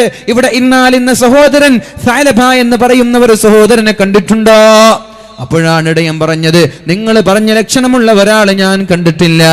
എന്നാൽ രാത്രിയാകുമ്പോൾ വലിയ മുടിയൊക്കെ വളർന്ന, നഖങ്ങളൊക്കെ വളർന്ന, ആകെ വികൃതമായ കോലത്തിൽ കരഞ്ഞുകൊണ്ട് അട്ടഹസിച്ചുകൊണ്ട് അല്ലാഹുവേ എനിക്ക് പുറത്തു തരണേ, അല്ലാഹുവേ എനിക്ക് പുറത്തു തരണേ എന്ന് പറഞ്ഞ് കരഞ്ഞുകൊണ്ട് അല്ലാഹുവിനെ പേടിച്ച് കരയുന്ന ഒരാളെ ഞാൻ കാണാറുണ്ട്. ഇവിടെ നിന്നാൽ രാത്രിയാകുമ്പോൾ നിങ്ങൾക്ക് കാണാമെന്ന് പറഞ്ഞു. അങ്ങനെ ഇരിക്കുമ്പോഴാണ് വികൃതമായ രൂപത്തിൽ തലമുടി വളർന്നിട്ടുണ്ട്, താടി രോമങ്ങൾ വളർന്നിട്ടുണ്ട്, കൈയിന്റെ നഖങ്ങളൊക്കെ വളർന്നിട്ടുണ്ട്. അല്ലാഹുവിനോട് ദുആ ചെയ്ത് മഹാനായ സഅലബ റളിയല്ലാഹു അൻഹുവിനെ കാണുന്നത്. സഅലബയെയും കൂട്ടി നബി തങ്ങളുടെ പള്ളിയിലേക്ക് പോകുമ്പോൾ സഅലബ പറയാണ്, എൻ്റെ ഹബീബിനെ കാണാൻ എനിക്ക് കഴിയൂല. ഈ കണ്ണുകൊണ്ട് ഹറാം കണ്ട കണ്ണുകൊണ്ട് എൻ്റെ ഹബീബിനെ എങ്ങനെയാണ് എനിക്ക് കാണാ? എനിക്ക് അല്ലാഹു പുറത്തു തന്നു, അല്ലെങ്കിൽ എന്തെങ്കിലും ഒരു ദൃഷ്ടാന്തം എനിക്ക് പുറത്തു തന്നതിന് എന്തെങ്കിലും ഒരു ദൃഷ്ടാന്തം അല്ലാഹു കാണിച്ചു തരാതെ ഹബീബിനെ എനിക്ക് കാണാൻ പറ്റൂല എന്ന് സഅലബ റളിയല്ലാഹു അൻഹു പറഞ്ഞു. പക്ഷേ ഹബീബ് നിസ്കാരം കഴിഞ്ഞിട്ട് സഅലബയുടെ അടുത്ത് വന്നു. സഅലബയുടെ അല്ലാഹുവിന്റെ ഹബീബിന്റെ മടിയിൽ സഅലബയുടെ തല വെച്ചു. അല്ലാഹുവിന്റെ ഹബീബിനോട് പുറത്തു കൊടുത്തു എന്നുള്ള ആയത്ത് കേട്ടപ്പോ ആ സന്തോഷം കൊണ്ട് മരിച്ചു പോയ ആളാണ് സഅലബ. ഒരു ഹറാമ് കണ്ടതിന്റെ പേര്. ഇത്ര ഹറാമുകളാണ് നമ്മൾ കാണുന്നത്, അറിഞ്ഞിട്ട് കാണാൻ, അറിയാതല്ല. അല്ലാഹുവേ പുറത്തു തരണേ അല്ലാ, പുറത്തു തരണേ അല്ലാ. ഞാൻ പറയുന്നത് എൻ്റെ ചെറുപ്പക്കാരാ, ഈ നമ്മുടെ കണ്ണ് ചെയ്യുന്ന തെറ്റുകളൊക്കെ എൻ്റെ ഹബീബ് കാണുമ്പോൾ എത്ര വിഷമമായിരിക്കും. കാരണം നമ്മൾക്ക് വേണ്ടി ജീവിച്ച്, നമ്മൾക്ക് വേണ്ടി മരിച്ചുപോയ, നമ്മൾക്ക് വേണ്ടി ശബ്ദിച്ച മുത്ത് റസൂലുള്ളാഹി സ്വല്ലല്ലാഹു അലൈഹി വസല്ലമ തങ്ങൾക്ക് എത്ര വിഷമമുണ്ടാകും നമ്മുടെ ഈ പ്രവർത്തനങ്ങളൊക്കെ കാണുമ്പോൾ. അതുകൊണ്ട് അല്ലാഹുവിൻ്റെ ഹബീബിനെ മാത്രം സ്നേഹിക്കാനും ഹബീബിനെ മാത്രം പരിഗണിക്കാനുമായിരിക്കണം നമ്മുടെ സമയങ്ങൾ. വല്ളുഹാ, എല്ലാവർക്കും അറിയില്ല സൂറത്തുൽ ളുഹാ. والضحى والليل إذا سجى ما ودعك ربك وما قلى وللآخرة خير لك من الأولى ولسوف يعطيك ربك فترضى ألم يجدك يتيما فآوى ووجدك ضالا فهدى ووجدك عائلا فأغنى فأما اليتيم فلا تقهر وأما السائل فلا تنهر. ഈ ആയത്ത് നമ്മൾ ഓതാറുണ്ട്, സൂറത്ത് ഓതാറുണ്ട്. പക്ഷെ ഇതിന് വലിയൊരു അത്ഭുതമുണ്ട്, നിങ്ങൾ ശ്രദ്ധിച്ചിട്ടുണ്ടോ? ഇശാ നിസ്കാരത്തിന് പള്ളിയുടെ ഇമാം ഓതുന്നുണ്ട്, വലസൗഫ യുഅ്തീക റബ്ബുക ഫതർലാ. നമ്മൾക്കതിൻ്റെ അർത്ഥം മനസ്സിലായിട്ടില്ല. എന്താണ് ഈ പറഞ്ഞത്? ഈ ആയത്ത് ഏറ്റവും സന്തോഷിക്കേണ്ട ആയത്താണ്. മഹാനായ അലി ഇബ്നു അബീ ത്വാലിബ് റളിയല്ലാഹു അൻഹു കൂഫക്കാരോട് ചോദിക്കുന്നുണ്ട്, കൂഫക്കാരെ, ആലിമീങ്ങളായ പണ്ഡിതന്മാരോട് ചോദിക്കുന്നുണ്ട്, നിങ്ങൾക്ക് ഖുർആനിൽ ഏറ്റവും സന്തോഷം നൽകിയ ആയത്തുകൾ ഏതാണ്? ഖുർആനിൽ ഏറ്റവും സന്തോഷമുള്ള ആയത്ത് ഏതാണ്? നമ്മളോട് ചോദിച്ചാൽ നമ്മൾ പറയും ഖുൽ ഹുവല്ലാഹു അഹദ് അല്ലാഹു സമദ്. അതെന്തേ? ചെറിയ സൂറത്തല്ലേ, വേഗം ഓതിത്തീരും അല്ല നമ്മൾ പറയാ. നമുക്ക് ഏത് ആയത്തോണ്ട് നമുക്ക് സന്തോഷം ഉണ്ടായ, ദുഃഖം ഉണ്ടായ, ഒന്നും ഉണ്ടായിട്ടില്ല. നമ്മൾ ഖുർആൻ ഇങ്ങനെ ഓതുന്നുണ്ടെന്നല്ലാതെ അതുകൊണ്ട് വല്ല ചേഞ്ച് നമ്മൾക്ക് ഉണ്ടായിട്ടുണ്ട്? ആലോചിക്കാൻ വേണ്ടി പറയാൻ. അതുകൊണ്ട് ഖുർആൻ പഠിക്കണം ചെറുപ്പക്കാരാ. ക്ലാസ്സിലൊക്കെ വന്നിട്ട് ഇരിക്കണം, വേലൊക്കെ കേൾക്കണം. വെറും കളി മാത്രമാക്കണ്ട. കളിച്ചോളി കളിക്കണ്ട എന്നല്ല, പക്ഷെ കളി മാത്രമാക്കി ഒതുക്കണ്ട. വേലൊക്കെ കേൾക്ക്, ഖുർആൻ ക്ലാസ്സുകളിലൊക്കെ പങ്കെടുക്കുക. അതാകെ ഒരു പെണ്ണുങ്ങൾക്ക് മാത്രം ഒതുക്കി വെക്കരുത്. യൂട്യൂബിൽ ആകെ സിനിമ മാത്രം കാണണ്ട. യൂട്യൂബിൽ വേലില്ലേ, ഖുർആനിൻ്റെ തഫ്സീർ ക്ലാസ്സുകളൊക്കെ പഠിച്ചുകൂടെ? ഞാൻ പഠിച്ചിട്ടില്ല എന്ന് പറഞ്ഞാൽ എക്സ്ക്യൂസ് പറയാൻ പറ്റുമോ റബ്ബിൻ്റെ മുന്നിൽ? ഈ അംബാനി ഫ്രീ ആയി നെറ്റ് തരുന്ന കാലമാണ്. ഇതൊക്കെ ഉണ്ടാകുമ്പോൾ അംബാനി തന്നപ്പോൾ മറ്റുള്ള എല്ലാ സിമ്മാരും തന്നു അല്ലേ? അംബാനി തന്നപ്പോൾ എല്ലാവരും ഇപ്പോൾ തരാണ്. ഒരു കാലത്ത് 300 രൂപയ്ക്ക് 1 GB തികച്ചു നൽകാത്ത ഐഡിയക്കാരനും എയർടെൽകാരനും പിന്നെ വേറെ ആരൊക്കെയുള്ള സിമ്മാരനൊക്കെ എന്തായി? ഇന്ന് അംബാനി വെറുതെ കൊടുത്തപ്പോൾ ഡെയിലി 1 GB തരാൻ തുടങ്ങി. അപ്പോൾ എത്ര കാലം നമ്മൾ അവരൊക്കെ ചൂഷണം ചെയ്തത്? അത് ഞാൻ ആലോചിക്കുന്നത്. എത്ര കാലം നമ്മൾ ചൂഷണം ചെയ്തില്ല അവർ? 250 രൂപ റീചാർജ് ചെയ്താൽ 300 രൂപ റീചാർജ് ചെയ്താൽ ഒരു മാസത്തേക്ക് 1 GB. അത് തന്നെ കഷ്ടപ്പെട്ടിട്ട് ഡാറ്റ ഓൺ ചെയ്തിട്ടും ഡാറ്റ ഓഫ് ചെയ്തിട്ട് അത്യാവശ്യ കാര്യങ്ങൾക്ക് മാത്രം ഉപയോഗിക്കുന്നൊരു കാലം ഉണ്ടായിട്ടില്ലേ? ഇപ്പം എന്താ കഥ? ഡെയിലി 1 GB കൊടുത്തിട്ട് വീണ്ടും മൊബൈൽ ഷോപ്പിലേക്ക് ചെറുപ്പക്കാർ വരികയാണ്. എന്തിന്? എനിക്ക് 1 ജിയോ സിമ്മ് കൂടി തരുമോ? അതെന്തിനും 1 ജിയോ? ഒന്നും വാങ്ങിച്ചില്ലേ? അല്ല, ആ ജിയോയിലെ 1 GB തീർന്നാൽ അടുത്ത ജിയോ ഇട്ട് 2ാമത്തെ GB ഉപയോഗിക്കാൻ. അങ്ങനെയുണ്ട്. മാസത്തിൽ 1 GB ഉപയോഗിച്ചിരുന്നു, നമ്മൾക്കിപ്പോൾ ഡെയിലി 2 GB ഉപയോഗിച്ചാൽ തികയുന്നില്ല. ഇതൊന്നല്ല വിഷയം. എത്ര കാലം നമ്മളെ അവർ ചൂഷണം ചെയ്തു എന്നുള്ളതാണ്. ഇന്നെല്ലാവരും ഫ്രീ ആയിട്ട് കോൾ ചെയ്യണം അല്ലേ? ഒരു കോൾ ചാർജ് കുറക്കാൻ 75 രൂപ 30 പൈസ ആക്കാൻ, മാസത്തിലൊരു 30 പൈസ, 1 മിനിറ്റിന് 30 പൈസ ആക്കാൻ, അല്ലെങ്കിൽ സെക്കൻഡ് പൾസ് ആക്കാൻ വേണ്ടിയിട്ടൊക്കെ 75 80 വാങ്ങിയ ആളുകൾ ഇന്ന് വെറുതെ കൊടുക്കാൻ, വാരിക്കോരി കൊടുക്കാൻ. ഇത്ര ഞാൻ ആലോചിക്കുക, ഞാൻ ഒരുപാട് ആലോചിച്ച വിഷയമാണ് ഇത്. ഇത്ര ചൂഷണം ചെയ്തിട്ടുണ്ടാവും നമ്മളെ. അപ്പോൾ എന്തായാലും പോട്ടെ, ആവശ്യങ്ങളല്ലല്ലോ നമ്മുടെ ചർച്ച. ഇപ്പം ഇങ്ങനെയൊക്കെ അവിടേക്ക് എത്തി. ഇങ്ങനെയൊക്കെ സംവിധാനങ്ങളും സൗകര്യങ്ങളുമുള്ള ഒരു കാലഘട്ടത്തിൽ എനിക്ക് പഠിക്കാൻ പറ്റിയിട്ടില്ല എന്ന എക്സ്ക്യൂസ് പറയാൻ പറ്റുമോ? യൂട്യൂബിൽ ചെന്നിട്ട് സൂറത്തുർ റഹ്മാൻ എന്നടിച്ചാൽ സൂറത്തുർ റഹ്മാൻ്റെ ഇംഗ്ലീഷ് ട്രാൻസ്ലേഷൻ, മലയാളം ട്രാൻസ്ലേഷൻ, അറബി ട്രാൻസ്ലേഷൻ, ഇനി ഹിന്ദി, ഇങ്ങനെയൊക്കെ ഏത് ലാംഗ്വേജാണ് വേണ്ടത്? അതിലുള്ള തഫ്സീറുകൾക്ക് സുലഭമല്ലേ? അപ്പോൾ എനിക്ക് അറബി അറിയുന്നില്ല, ഇംഗ്ലീഷ് അറിയില്ല, നിനക്ക് ഇംഗ്ലീഷ് ക്ലാസ്സുകളുണ്ടല്ലോ, അത് കേട്ടോ? ഇല്ല. ഈ സിനിമ കണ്ടിട്ടില്ലേ? കണ്ടിട്ടുണ്ട്. നീ കളി കണ്ടിട്ടില്ലേ? കഴിഞ്ഞ കളിയൊക്കെ ഡൗൺലോഡ് ചെയ്ത് നീ കണ്ടിട്ടില്ലേ? ചെയ്തിട്ടുണ്ട്. ഇതില്ല, ഖുർആൻ പഠിച്ചിട്ടില്ല. എങ്ങനെയാണ് റബ്ബിൻ്റെ മുന്നിൽ എക്സ്ക്യൂസ് പറയാൻ പറ്റുക? പഠിക്കണ്ടേ? നിങ്ങൾ പറയും പഠിക്കണ്ടേ? പഠിക്കണം, ഇല്ലെങ്കിൽ എക്സ്ക്യൂസ് ഇല്ല. അല്ലാഹു നമ്മളെ രക്ഷപ്പെടുത്തുമാറാവട്ടെ. പഠിക്കണം സഹോദരാ. ബിസ്മില്ലാഹിർ റഹ്മാനിർ റഹീം. والضحى والليل إذا سجى ما ودعك ربك وما قلى وللآخرة خير لك من الأولى ولسوف يعطيك ربك فترضى. അള്ളാഹുവിൻ്റെ ഹബീബിൻ്റെ പ്രിയപ്പെട്ട മരുമകൻ അലി തങ്ങൾ കൂഫക്കാരായ ആലിമീങ്ങളോട് ചോദിക്കുന്നുണ്ട്, നിങ്ങൾക്ക് ഖുർആനിൽ ഏറ്റവും ഇഷ്ടപ്പെട്ട ആയത്ത് ഏതാണ്? അപ്പോൾ പറഞ്ഞു, യാ അയ്യുഹല്ലദീന അസ്റഫൂ ലാ തഖ്നതൂ മിർ റഹ്മത്തില്ലാഹ്. ഓ അതിക്രമം കാണിച്ച ആളുകളെ, അള്ളാഹുവിൻ്റെ റഹ്മത്തിൽ നിന്ന് നിങ്ങൾ നിരാശരാവേണ്ട. ഇന്നല്ലാഹ യഗ്ഫിറുദ്ദുനൂബ ജമീഅ. അള്ളാഹു എല്ലാ പാപവും പുറത്തു തരൂലേ. നിങ്ങൾ വ്യഭിചരിച്ചിട്ടുണ്ടാവാം അറിയാതെ, നിങ്ങൾ കള്ളു കുടിച്ചിട്ടുണ്ടാവാം, കഞ്ചാവ് ഉപയോഗിച്ചിട്ടുണ്ടാവാം, കുഴപ്പമില്ല. നിങ്ങൾ ഇന്ന് തൗബ ചെയ്തിട്ട് മടങ്ങ്. ഇന്നല്ലാഹ യഗ്ഫിറുദ്ദുനൂബ ജമീഅ. അള്ളാഹു എല്ലാ പാപം പുറത്തു തരും. ഇനി നിങ്ങൾ ആവർത്തിക്കണ്ട. നിങ്ങൾ കഞ്ചാവ് അടിച്ചു എന്ന് പറഞ്ഞിട്ട് പഠിച്ചോ നിങ്ങളെ ആകെ കൈവടിയൂല. നിങ്ങൾ കള്ളു കുടിച്ചു എന്ന് പറഞ്ഞിട്ട് പഠിച്ചോ കൈവടിയൂല. നിങ്ങൾ വ്യഭിചരിച്ചു എന്ന് പറഞ്ഞിട്ട് അള്ളാഹു നിങ്ങളെ കൈവടിയൂല. നിങ്ങൾ ഒരു നിമിഷത്തെ സ്വബോധം കൊണ്ട് റബ്ബിലേക്ക് കരഞ്ഞ് കരഞ്ഞ് ദുആ ചെയ്തിട്ട് ഇനി ഞാൻ ആവർത്തിക്കൂല എന്ന് പറഞ്ഞ് തൗബ ചെയ്താൽ നിന്റെ കഞ്ചാവും നിന്റെ വ്യഭിചാരവും നിന്റെ കള്ളൊക്കെ അള്ളാഹു പുറത്തു തരും. പിന്നെ നീ നന്നായിട്ട് ജീവിക്കും. എല്ലാ തെറ്റുകാരോടും പറയാൻ, ലാ തഖ്നതൂ മിർ റഹ്മത്തില്ലാഹ്. അല്ലാഹുവിൻ്റെ റഹ്മത്തിൽ നിന്ന് നിങ്ങൾ നിരാശരാവരുത്. അല്ലാഹുവിൻ്റെ കാരുണ്യത്തിൽ നിന്ന് നിങ്ങൾ നിരാശരാവേണ്ട. എന്തേ? ഇന്നല്ലാഹ യഗ്ഫിറുദ്ദുനൂബ ജമീഅ. നിങ്ങൾ എത്ര വലിയ തെറ്റ് ചെയ്താലും നിങ്ങളുടെ പാപം അല്ലാഹു പുറത്തു തരും. പക്ഷേ തെറ്റിൽ നിന്ന് മാറി തൗബ ചെയ്ത് അല്ലാഹുവിലേക്ക് മടങ്ങണം. എത്ര വലിയ തെറ്റിന് കൊലപാതകം നടത്തിയവരെ പഠിച്ചോൻ പുറത്തരും. പഠിച്ചോനാണ് വലുത്, അള്ളാഹു പുറത്തരും. ഈ ആയത്താണ് ഞങ്ങൾക്ക് ഏറ്റവും പ്രതീക്ഷ നൽകുന്ന ആയത്ത് എന്ന് മഹാനായ അലി തങ്ങളോട് കുഫക്കാരായ ആലിമ്യങ്ങൾ പറഞ്ഞ ഫരീദങ്ങൾ പറഞ്ഞു. അതൊന്നുമല്ല, ഇതിനേക്കാളൊക്കെ സന്തോഷമുള്ള വേറെ ആയത്തുണ്ട്. അതേതാണ്? ഇപ്പൊ പറഞ്ഞു വല്ലുഹാ വല്ലൈലി ഇദാ സജാ മാ വദ്ദഅക റബ്ബുക വമാ ഖലാ വലൽ ആഖിറതു ഖൈറുൽ ലക മിനൽ ഊലാ വലസൗഫ യുഅതീക റബ്ബുക ഫതല്ലാഹ്. അല്ലാഹു നിങ്ങൾക്ക് എന്താണോ ഇഷ്ടമുള്ളത് അത് അല്ലാഹു തരും. നബി തങ്ങളോട് പറയാണ്, നിങ്ങൾക്ക് എന്താണോ ഇഷ്ടമുള്ളത് അത് അല്ലാഹു തരും. ഈ ആയത്തിറങ്ങിയപ്പോൾ നബി തങ്ങൾ പറഞ്ഞു, ഇദല്ലാ അർലാ വവാഹിദും മിൻ ഉമ്മതി ഫിന്നാർ. കേൾക്കൂ ചെറുപ്പക്കാരാ, ഞങ്ങളുടെ സ്വന്തം കാര്യം പറയുമ്പോൾ ഹബീബ് അള്ളാഹുവിനോട് പറഞ്ഞ കാര്യം എന്തായിരുന്നു?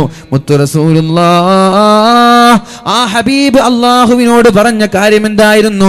ഇദല്ലാ അർലാ, അള്ളാഹു പറഞ്ഞു നിങ്ങൾക്ക് എന്താണോ ഇഷ്ടമുള്ളത് അത് ഞാൻ നിങ്ങൾക്ക് തരാമെന്ന് പരിശുദ്ധമായ സൂറത്തുൽ ളുഹയിൽ പറഞ്ഞപ്പോ അള്ളാഹുവിനോട് ഹബീബ് പറഞ്ഞൊരു വാഗ്ദാനമുണ്ട്. ഇദല്ലാ അർലാ, എന്നാൽ ഞാൻ തൃപ്തിപ്പെടൂല, എനിക്കിഷ്ടമാവൂല. വവാഹിദും മിൻ ഉമ്മതി ഫിന്നാർ, എൻ്റെ സമുദായത്തിലെ ആരെങ്കിലും ഒരാൾ നരകത്തിൽ കിടക്കുന്നുണ്ടെങ്കിൽ എനിക്കത് ഇഷ്ടമല്ല. എൻ്റെ സമുദായത്തിലെ, എൻ്റെ ഉമ്മത്തിലെ, ഖിയാമത്ത് നാൾ വരാൻ പോകുന്ന എൻ്റെ ഉമ്മത്തിലെ ഏതെങ്കിലും ഒരാൾ നരകത്തിൽ കിടക്കുന്നത് എനിക്കിഷ്ടമല്ല. എങ്ങനെയുണ്ട്? ഈ നബിത്തങ്ങൾ നമ്മൾ സ്നേഹിക്കണോ വേണ്ടേ? നബിത്തങ്ങൾ പറഞ്ഞത് കേൾക്കണോ വേണ്ടേ? നിങ്ങൾക്ക് ഇഷ്ടമുള്ളത് ഞാൻ തരാം. അപ്പോൾ നമ്മളെന്താ പറയുക? എനിക്ക് നല്ലൊരു ബുള്ളറ്റ് വാങ്ങിച്ചെന്നാൽ മതി, എൻ്റെ കഴിഞ്ഞു. ഒരു iPhone 6 അല്ലെങ്കിൽ 7, Apple 7 അല്ലേ, അത് മതി. നല്ലൊരു ജോലി, നല്ലൊരു ചെരുപ്പ്, ഇങ്ങനെയൊക്കെ നമ്മൾ പറയാം. എന്നാൽ ഈ നബി തങ്ങൾ പറഞ്ഞതല്ല. ഇദല്ലാ അർലാ വവാഹിദും മിൻ ഉമ്മതി ഫിന്നാർ, എൻ്റെ സമുദായത്തിലെ ഒരാൾ പോലും നരകത്തിൽ കിടക്കുന്നത് എനിക്കിഷ്ടമല്ല. അപ്പോൾ അല്ലാഹു പറഞ്ഞു, എന്നാൽ സനുർളീക ഫീ ഉമ്മതിക, നിങ്ങളുടെ ഉമ്മത്തിൽ നിങ്ങളുടെ ആവശ്യം എന്താണോ അത് ഞാൻ തരാം. അപ്പോഴാണ് നബി തങ്ങൾ പറഞ്ഞത്, അങ്ങനെ ആരെങ്കിലും എൻ്റെ സമുദായത്തിലെ ഒരാൾ നരകത്തിൽ കിടക്കുന്നുണ്ടെങ്കിൽ ആ നരകത്തിലേക്ക് കടന്നു ചെന്നിട്ട് വഉഖ്രിജുഹും മിനന്നാർ, ആ നരകത്തിൽ നിന്ന് അവരുടെ കൈ പിടിച്ചിട്ട് വഉദ്ഖിലുഹുമുൽ ജന്ന, സ്വർഗീയ ലോകത്തേക്ക് ഞാൻ അവരെ കൊണ്ടുവരുമെന്ന് പരിശുദ്ധ റസൂലുള്ളാഹ്. ആ ഹബീബിനെ അല്ലാതെ പിന്നെ ആരെയാണ് നമ്മൾ സ്നേഹിക്കേണ്ടത്? എൻ്റെ സമുദായത്തിലെ ഒരാൾ പോലും നരകത്തിൽ കിടക്കുന്നത് കാണാൻ എനിക്കിഷ്ടമല്ല. അങ്ങനെ ഒരാൾ നരകത്തിൽ കിടക്കുന്നുണ്ടെങ്കിൽ അവന്റെ കൈ പിടിച്ച് ഞാൻ സ്വർഗത്തിലേക്ക് കൊണ്ടുവരുമെന്ന് അല്ലാഹു ഒരു വരം ചോദിച്ചു വാങ്ങിയ പരിശുദ്ധ റസൂലുള്ളാഹി സ്വല്ലല്ലാഹു അലൈഹി വസല്ലമ തങ്ങൾ പറഞ്ഞതുപോലെയല്ല നമ്മൾ ജീവിക്കേണ്ടത്. ഒരു ദിവസം 100 സ്വലാത്ത് രാവിലെ ആയാൽ വൈകുന്നേരത്തിന് മുമ്പ് ഒരു 100 സ്വലാത്ത് അല്ലാഹുവിന്റെ ഹബീബിന്റെ പേരിൽ ചൊല്ലിക്കൂടെ? മഗ്രിബിന് ശേഷം സുബഹി വരെ ഒരു 100 സ്വലാത്ത് ആ ഹബീബിന്റെ പേരിൽ ചെല്ലാനുള്ള സമയം നമ്മൾ കണ്ടെത്തിക്കൂടെ? പറയുകയാണെങ്കിൽ ഒരുപാട് വിഷയങ്ങൾ ഈ വിഷയങ്ങളിൽ പറയാനുണ്ട്. അല്ലാഹുവിന്റെ ഹബീബായ മുത്ത് റസൂലുള്ളാഹി അവസാനമായ ഒരു ഹദീസും കൂടി പറഞ്ഞുകൊണ്ട് ഞാൻ എൻ്റെ വാക്കുകൾ ഉപസംഹരിക്കുകയാണ്. അല്ലാഹുവിന്റെ ഹബീബായ റസൂലുള്ളാഹി സ്വല്ലല്ലാഹു അലൈഹി വസല്ലമ തങ്ങൾ പറയാണ്, ലികുല്ലി നബിയ്യിൻ ദഅവത്തുൻ മുസ്തജാബ, അല്ലാഹു എല്ലാ പ്രവാചകർക്കും നൽകിയിട്ടുണ്ട്. ആ നബി മുതൽ പ്രവാചകനായ ലോകത്തിന്റെ മുത്ത് റസൂലുള്ളാഹി സ്വല്ലല്ലാഹു അലൈഹി വസല്ലമ തങ്ങൾ വരെയുള്ള ഓരോ പ്രവാചകന്മാർക്ക് അല്ലാഹു തആല ഒരു ദുആ നൽകിയിട്ടുണ്ട്. ആ ദുആ ചെയ്താൽ ഉടനെ അല്ലാഹു ഉത്തരം നൽകും. അങ്ങനെ ഉത്തരമുള്ള ദുആ അല്ലാഹു നൽകിയപ്പോൾ ആദം നബി ആ ദുആയിനെ ദുനിയാവിൽ വെച്ച് തന്നെ ഉപയോഗിച്ചിട്ടുണ്ട്. ഇദ്രീസ് നബി ഉപയോഗിച്ചിട്ടുണ്ട്, നൂഹ് നബി ഉപയോഗിച്ചിട്ടുണ്ട്, ഇബ്രാഹിം നബി ഉപയോഗിച്ചിട്ടുണ്ട്, ഇസ്മായിൽ നബി ഉപയോഗിച്ചിട്ടുണ്ട്, മൂസാ നബി ഉപയോഗിച്ചിട്ടുണ്ട്. ലോകത്തുള്ള എല്ലാ അമ്പിയാക്കളും അവരുടെ ദുആകളെ ദുനിയാവിൽ വെച്ച് തന്നെ ഉപയോഗിച്ചപ്പോ ഞാൻ എൻ്റെ ദുആയിനെ ആഖിറത്തിലേക്ക് വേണ്ടി മാറ്റിവെച്ചിട്ടുണ്ട്. ദുനിയാവല്ല എനിക്ക് വലുത്.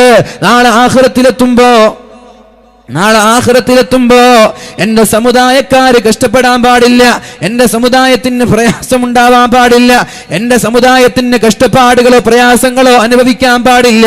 അതുകൊണ്ട് ഉത്തരം നൽകുമെന്ന് അല്ലാഹു എനിക്ക് ഉറപ്പ് തന്ന ആ ചോദ്യത്തിന് അല്ലാഹു തട്ടിക്കളയൂല. ഉറപ്പാണ് എനിക്ക്, ആ ചോദ്യത്തിന് അല്ലാഹു തട്ടിക്കളയൂല. ഞാൻ എന്ത് ചോദിച്ചാലും അല്ലാഹുവിനെ ഉത്തരം തരുമെന്ന് അല്ലാഹു എനിക്ക് ഉറപ്പ് തന്നിട്ടുള്ള പ്രാർത്ഥനയെ ദുനിയാവിൽ വെച്ച് ഞാൻ ചോദിക്കേണ്ട പല സമയങ്ങളുണ്ട്. ഉണ്ടായിട്ടുണ്ട്. എന്റെ 2 പല്ലുകൾ തെറിച്ചുപോയ ഉഹുദ് യുദ്ധം നടന്നിട്ടുണ്ട്. 70ഓളം സഹാബാക്കൾ ലോകത്തോട് വിട പറഞ്ഞു പോയ ഷഹീദായ രക്തസാക്ഷിയായ ഉഹുദ് യുദ്ധത്തിൽ വേണമെങ്കിൽ ദുആ ചെയ്യാമായിരുന്നു, ദുആ ചെയ്തിട്ടില്ല. ത്വായിഫിന്റെ മണലാരുണ്യത്തിലേക്ക് പ്രബോധനവുമായിട്ട് അള്ളാഹുവിന്റെ ഹബീബായ മുത്ത് റസൂലുള്ളാഹി സ്വല്ലല്ലാഹു അലൈഹി വസല്ലമ തങ്ങൾ പോയപ്പോ ആ നാട്ടുകാരായ ആളുകൾ കല്ലെറിഞ്ഞ് കൂകി വിളിച്ച് നബി തങ്ങളുടെ കാലുകളിൽ നിന്ന് രക്തമൊഴുകിയിട്ട് അള്ളാഹുവിന്റെ ഹബീബ് സ്വല്ലല്ലാഹു അലൈഹി വസല്ലം നടക്കാൻ കഴിയാതെ നിൽക്കാൻ കഴിയാതെ ഇരുന്നപ്പോ വീണ്ടും ഓടി വന്നിട്ട് കൈ പിടിച്ചുയർത്തിയിട്ട് നബി തങ്ങളോട് വീണ്ടും നടക്കാൻ പറഞ്ഞിട്ട് നടക്കുമ്പോ വീണ്ടും കല്ലെറിഞ്ഞിട്ട് നബി തങ്ങളുടെ ശരീരമാസകലം കല്ലേറുകൾ കൊണ്ട് പാടും രക്തവും ഉണ്ടായി.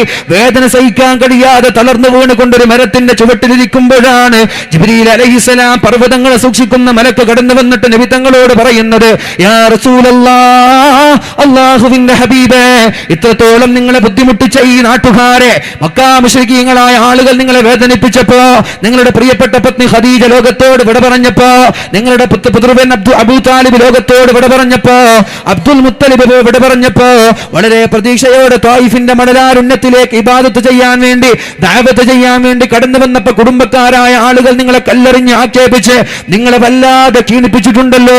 ആ സമുദായക്കാരെ ഞാൻ ഈ പർവ്വതത്തിന്റെ താഴെയിട്ട് നശിപ്പിക്കട്ടെ എന്ന് ചോദിച്ചപ്പോ മുത്തുനബി പറഞ്ഞ മറുപടി, വേണ്ട, ചെയ്യരുത്. നബി തങ്ങൾ ഓക്കെ എന്ന് പറഞ്ഞാൽ മതി, ഓക്കെ എന്ന് പറഞ്ഞാൽ മതിയായിരുന്നു. നബി തങ്ങൾ പറഞ്ഞു, വേണ്ട, അവരെ നശിപ്പിക്കൽ എൻ്റെ ഇഷ്ടമല്ല, അവരെ നശിപ്പിക്കുന്നത് എനിക്കിഷ്ടമല്ല, അവരെ നന്നാവാനാണ് ഞാൻ ആഗ്രഹിക്കുന്നത്. എന്നെ കല്ലെറിഞ്ഞു കുഴപ്പമില്ല, എന്നെ ഇനിയും കല്ലെറിയിട്ട് എനിക്ക് കുഴപ്പമില്ല, അവരെ നന്നായി കാണാനാണ് എനിക്കിഷ്ടം. ആ സമയത്ത് ദുആ ചെയ്യാമായിരുന്നു. എന്നാൽ അല്ലാഹുവിന്റെ ഹബീബ് ദുആ ചെയ്തിട്ടില്ല. ആ ദുആഇനെ മുത്തു റസൂലുള്ളാഹി സ്വല്ലല്ലാഹു അലൈഹി വസല്ലം മഹ്ശറാ വൻസബയിലേക്ക് വേണ്ടി മാറ്റിവെച്ചു. എവിടേക്കെന്നറിയോ എൻ്റെ ചെറുപ്പക്കാരാ? എല്ലാവരും നട്ടോട്ടമോടി ആദം നബിയുടെ സമീപത്തേക്ക് ചെന്ന് ഒന്നെന്നെ രക്ഷപ്പെടുത്തുമോ എന്ന് ആദം നബിയോട്, നൂഹ് നബിയോട്, ഇബ്രാഹിം നബിയോട്, മൂസാ നബിയോട്, ഈസാ നബിയോട് അടക്കമുള്ള പ്രവാചകന്മാരോട് റെക്കമെൻഡ് ചെയ്ത് കാല് പിടിച്ച് ചോദിക്കുമ്പോ അവരെല്ലാവരും പറയുന്നത് നഫ്സി, എന്റെ കാര്യം തന്നെ കഷ്ടമാണെന്ന് പറഞ്ഞ് ഒഴിഞ്ഞു മാറുമ്പോ ലോകത്തിന്റെ മുത്ത് റസൂലുള്ളാഹി സ്വല്ലല്ലാഹു അലൈഹി വസല്ലമ തങ്ങൾ ഇവിടെ നിന്ന് ആ ചുട്ടുപൊള്ളുന്ന ഭൂമിയിൽ തല താഴ്ത്തി സുജൂദ് ചെയ്തിട്ട് സുജൂദിൽ കിടന്ന് കരയുമ്പോഴാണ് അല്ലാഹു ചോദിക്കുന്നത്, നബിയെ, തല ഉയർത്തണം, എന്താണ് വേണ്ടത്? ഒരു ദുആഇന്റെ പ്രാർത്ഥനയുടെ ഉത്തരം അല്ലാഹു തരുമെന്നുറപ്പുള്ള ദുആ. ആ ദുആഇനെ ആഖിറത്തിലേക്ക് മാറ്റിവെച്ചിട്ടുണ്ടല്ലോ, ആ സമയത്തേക്കാണ് മാറ്റിവെച്ചത്. എന്റെ സമുദായക്കാരായ ഒരാളും നരകത്തിൽ കിടക്കാൻ പാടില്ല എന്ന് പറഞ്ഞിട്ട് നരകക്കാരെ പോലും സ്വർഗത്തിലേക്ക് ഞാൻ കൊണ്ടുവരും, ഒരാളൊഴികെ. അവർ ആരാ? ഇല്ലാമൻ ഹബസഹുൽ ഖുർആൻ. ഞാൻ നരകത്തിൽ നിന്ന് കൊണ്ടുവരുമ്പോൾ ഖുർആനോട് വന്നിട്ട് പറയാം, നബി ഇയാളെ കൊണ്ടുപോകരുത്, ഇയാൾ എന്നെ ബഹുമാനിക്കാത്ത ആളാണ്, ജീവിതത്തിൽ ഖുർആൻ തുറന്നു നോക്കാത്ത ആളാണ്, റമദാൻ മാസം പേരിന് വേണ്ടി നോക്കിയ ആളാണ്, അൽ കഹ്ഫ് സൂറത്ത് ഓതിയിട്ടില്ല, രാത്രി മുൽക്ക് ഓതിയിട്ടില്ല, രാത്രി വാഖ ഓതിയിട്ടില്ല, രാത്രി ജീവിതത്തിൽ ഒരു ദിവസം വാട്സപ്പിൽ 2, 3, 4, 5, 6 മണിക്കൂർ ഫേസ്ബുക്കിൽ കളിക്കുമ്പോൾ എൻ്റെ ഖുർആൻ ഒരു പേജ് എടുത്തിട്ട് നോക്കാത്ത വ്യക്തിയാണ്. ഇല്ലാമൻ ഹബസഹുൽ ഖുർആൻ. ഞാൻ നരകത്തിൽ നിന്ന് എല്ലാവരും കൊണ്ടുവരും, പക്ഷെ ഖുർആൻ ആരെങ്കിലും തടഞ്ഞാൽ ഞാൻ അവരെ രക്ഷപ്പെടുത്തൂല, അവർ നരകത്തിലാണ്. അള്ളാഹു നമ്മളെ കാക്കട്ടെ, അള്ളാഹു നമ്മളെ കാക്കട്ടെ. അപ്പോൾ എന്ത് വേണം? അള്ളാഹുവിൻ്റെ ഹബീബ് പറഞ്ഞതുപോലെ പരിശുദ്ധമായ ഖുർആനിൻ്റെ ആളുകളായി ജീവിക്കാം.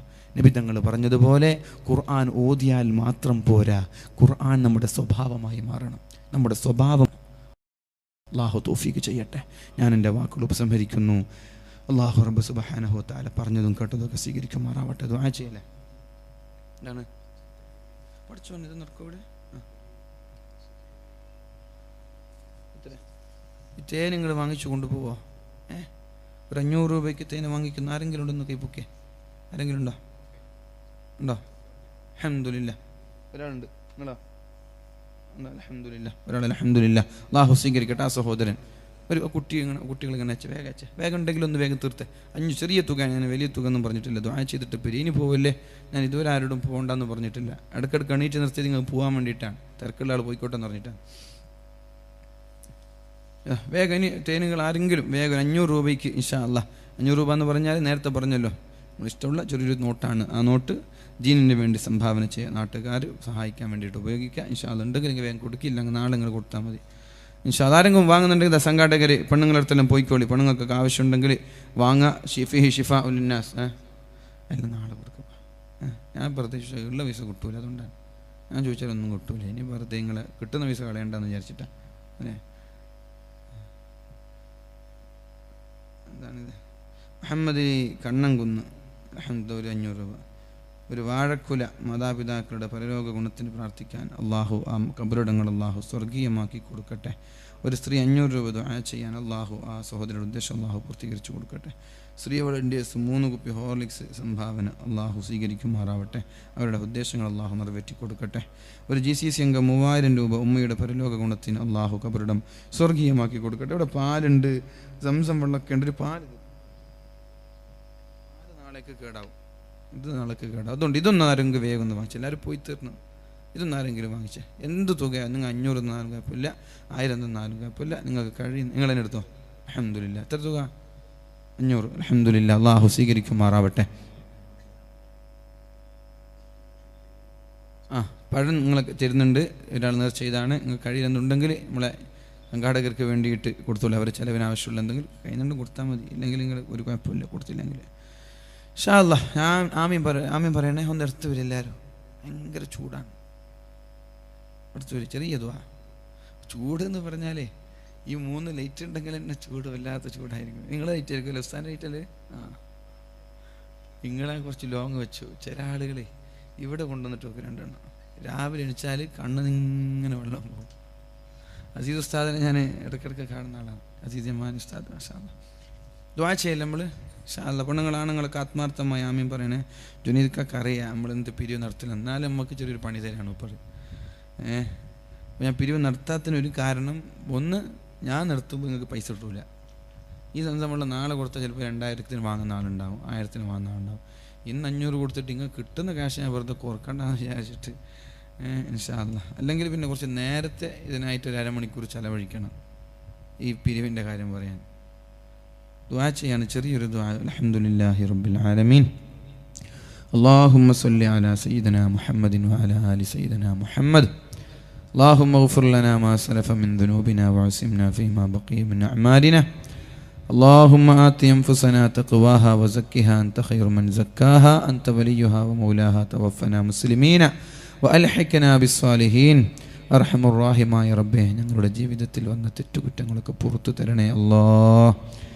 അറിഞ്ഞിട്ടും അറിയാതെയും രഹസ്യമായും പരസ്യമായിട്ട് ഞങ്ങൾ ഒരുപാട് തെറ്റ് ചെയ്തിട്ടുണ്ട് റബ്ബേ. പുറത്തു തരണേ അല്ലാഹ്. കണ്ണുകൾ കൊണ്ട് ചെയ്തത്, കാതുകൾ കൊണ്ട് ചെയ്തത്, ജീവിതത്തിൽ ചെയ്ത എല്ലാ രഹസ്യമായും പരസ്യമായും ചെയ്തത് ഇവർ സദസ്സ് കാരണം ഞങ്ങൾക്ക് പുറത്തു തരണേ അല്ലാഹ്. ഇനിയുള്ള കാലം തെറ്റ് ചെയ്യാതെ ജീവിക്കാൻ തൗഫീഖ് നൽകണേ റബ്ബേ. ഇവിടെ ദുആ കൊണ്ട് വസിയത്ത് ചെയ്തവരുടെ ഹലാലായ ഉദ്ദേശങ്ങൾ നീ പൂർത്തീകരിച്ചു കൊടുക്കണേ അല്ലാഹ്. മരിച്ചവരെ കബറിടം നീ സ്വർഗീയമാക്കി കൊടുക്കണേ അല്ലാഹ്. ഭക്ഷണം നൽകിയ വീട്ടുകാർ, ആ ജോലിയിൽ, അവരുടെ മക്കളിൽ, കുടുംബങ്ങളിൽ, വീട്ടിൽ അല്ലാഹു ബർക്കത്ത് ചെയ്യട്ടെ. അല്ലാഹുവേ നീ ബർക്കത്ത് നൽകണേ അല്ലാഹ്. ഐശ്വര്യം നൽകണേ അല്ലാഹ്. സ്വർഗീയ ഭക്ഷണം, സ്വർഗീയ പാനീയം നൽകണേ അല്ലാഹ്. മരിച്ചുപോയ ആ വീട്ടുകാർ അല്ലാഹു അവരുടെ കബറിടങ്ങൾ നീ സ്വർഗീയമാക്കി കൊടുക്കണേ റബ്ബേ. ആ സഹോദരൻ്റെ പിതാവ് അല്ലാഹു ആ കബറിടം സ്വർഗീയമാക്കി കൊടുക്കട്ടെ. അതുപോലെ നമ്മുടെ ഈ സദസ്സിൽ മരിച്ചുപോയ എല്ലാ ആളുകളുടെയും കബറിടങ്ങൾ അല്ലാഹു സ്വർഗീയമാക്കി കൊടുക്കട്ടെ. അതുപോലെ അർഹമുർറാഹിമായ റബ്ബേ, ഞങ്ങളുടെ പ്രയാസങ്ങൾ നീ തീർത്തു തരണേ അല്ലാഹ്. അല്ലാഹുമ്മ യസ്സിർ അസീറനാ വസഹിൽ ഉമൂറനാ വഫർജി് ഹുമൂമനാ വക്ഷിഫ് ഖുറൂബനാ വഅദ്ദി ദുയൂനനാ വഹസ്സിൽ മുറാദനാ വഖുൽ ഹാജാതിനാ വഷ്ഫി അംറാദനാ വറഹം മൗതാനാ യാ അർഹമർ റഹീമീൻ. റബ്ബനാ ഹബ് ലനാ മിൻ അസ്വാജിനാ വദുർരിയാതിനാ ഖുർറത അഅ്യുനിൻ വജഅൽനാ ലിൽ മുത്തഖീന ഇമാമ. അല്ലാഹുവേ ഞങ്ങളുടെ ഭാര്യ സന്താനങ്ങളെ കൺകുളിർമയുള്ളവരാക്കണേ അല്ലാഹ്. അല്ലാഹുവേ ഞങ്ങളുടെ ഭാര്യ സന്താനങ്ങളെ കൺകുളിർമയുള്ളവരാക്കണേ റബ്ബേ. അല്ലാഹുവേ ഞങ്ങളുടെ ഭർത്താക്കന്മാരെ ദീനിബോധമുള്ളവരാക്കണേ അല്ലാഹ്. അല്ലാഹുമ്മ ഗ്ഫിർ ലനാ മാ സലഫ മിൻ ദുനൂബിനാ വഅസിംനാ ഫീമാ ബഖിയ മിൻ അഅ്മാലിനാ. അല്ലാഹുവേ ഞങ്ങളുടെ മാതാപിതാക്കൾക്ക് പുറത്തു കൊടുക്കണേ റബ്ബേ. ഞങ്ങളെ പോറ്റി വളർത്തി ഞങ്ങളുടെ ഉമ്മയും ഉപ്പയും നീ അവർക്ക് പുറത്തു കൊടുക്കണേ അല്ലാഹ്. ആഫിയത്ത് നൽകണേ അല്ലാഹ്. ആരോഗ്യം നൽകണേ അല്ലാഹ്. ഈമാൻ സലാമത്തായി മരിക്കാനുള്ള തൗഫീക്ക് നൽകണേ റബ്ബേ. മരിച്ചവരാണെങ്കിൽ കബറിടം സ്വർഗീയമാക്കി കൊടുക്കണേ അല്ലാഹ്. അല്ലാഹുവേ ഓൺലൈൻ സംവിധാനം നൽകി നമ്മുടെ സുഹൃത്ത് ഉസ്താദ് അദ്ദേഹത്തിൻ്റെ ജോലിയിൽ ബർക്കത്ത് ചെയ്യണേ അല്ലാഹ്. കുടുംബജീവിതത്തിൽ ബർക്കത്ത് ചെയ്യണേ റബ്ബേ. ഈ പരിപാടിയുടെ സംഘാടകർ ഇഹപര വിജയം നൽകണേ അല്ലാഹ്. പ്രവാസികളായ കമ്മിറ്റി ഭാരവാഹികൾ അർഹമായ പ്രതിഫലം നീ നൽകണേ റബ്ബേ. പടച്ചോൻ ഇവിടെ ഒരുമിച്ച് കൂടിയ എല്ലാ ആളുകളെയും ദുനിയാവിലും ആഖിറത്തിലും നീ വിജയികളിൽ പെടുത്തണേ അല്ലാഹ്. റബ്ബനാ ആതിനാ ഫിദ്ദുനിയാ ഹസനതൻ വഫിൽ ആഖിറതി ഹസനതൻ വഖിനാ അദാബന്നാർ. നാളെ ഞങ്ങൾ മരിച്ചു പോകുമ്പോൾ ഞങ്ങളുടെ കബറിടം നീ സ്വർഗീയമാക്കണേ അല്ലാഹ്. ഒരു സെക്കൻഡ് പോലും നരകത്തിൽ കിടക്കാത്ത സ്വർഗം ഞങ്ങൾക്ക് നൽകണേ റബ്ബേ. അർഹമുർ റഹീമായ അല്ലാഹ്. അല്ലാഹുമ്മ ഇന്നാ إنا نعوذ بك من زوال نعمتك وتحول عافيتك وفجاءة نقمتك وجميع سخطك. അല്ലാഹുവേ നീ തന്ന നിഅമത്ത് ഞങ്ങളുടെ മരണം വരെ നിലനിർത്തണേ അല്ലാഹ്.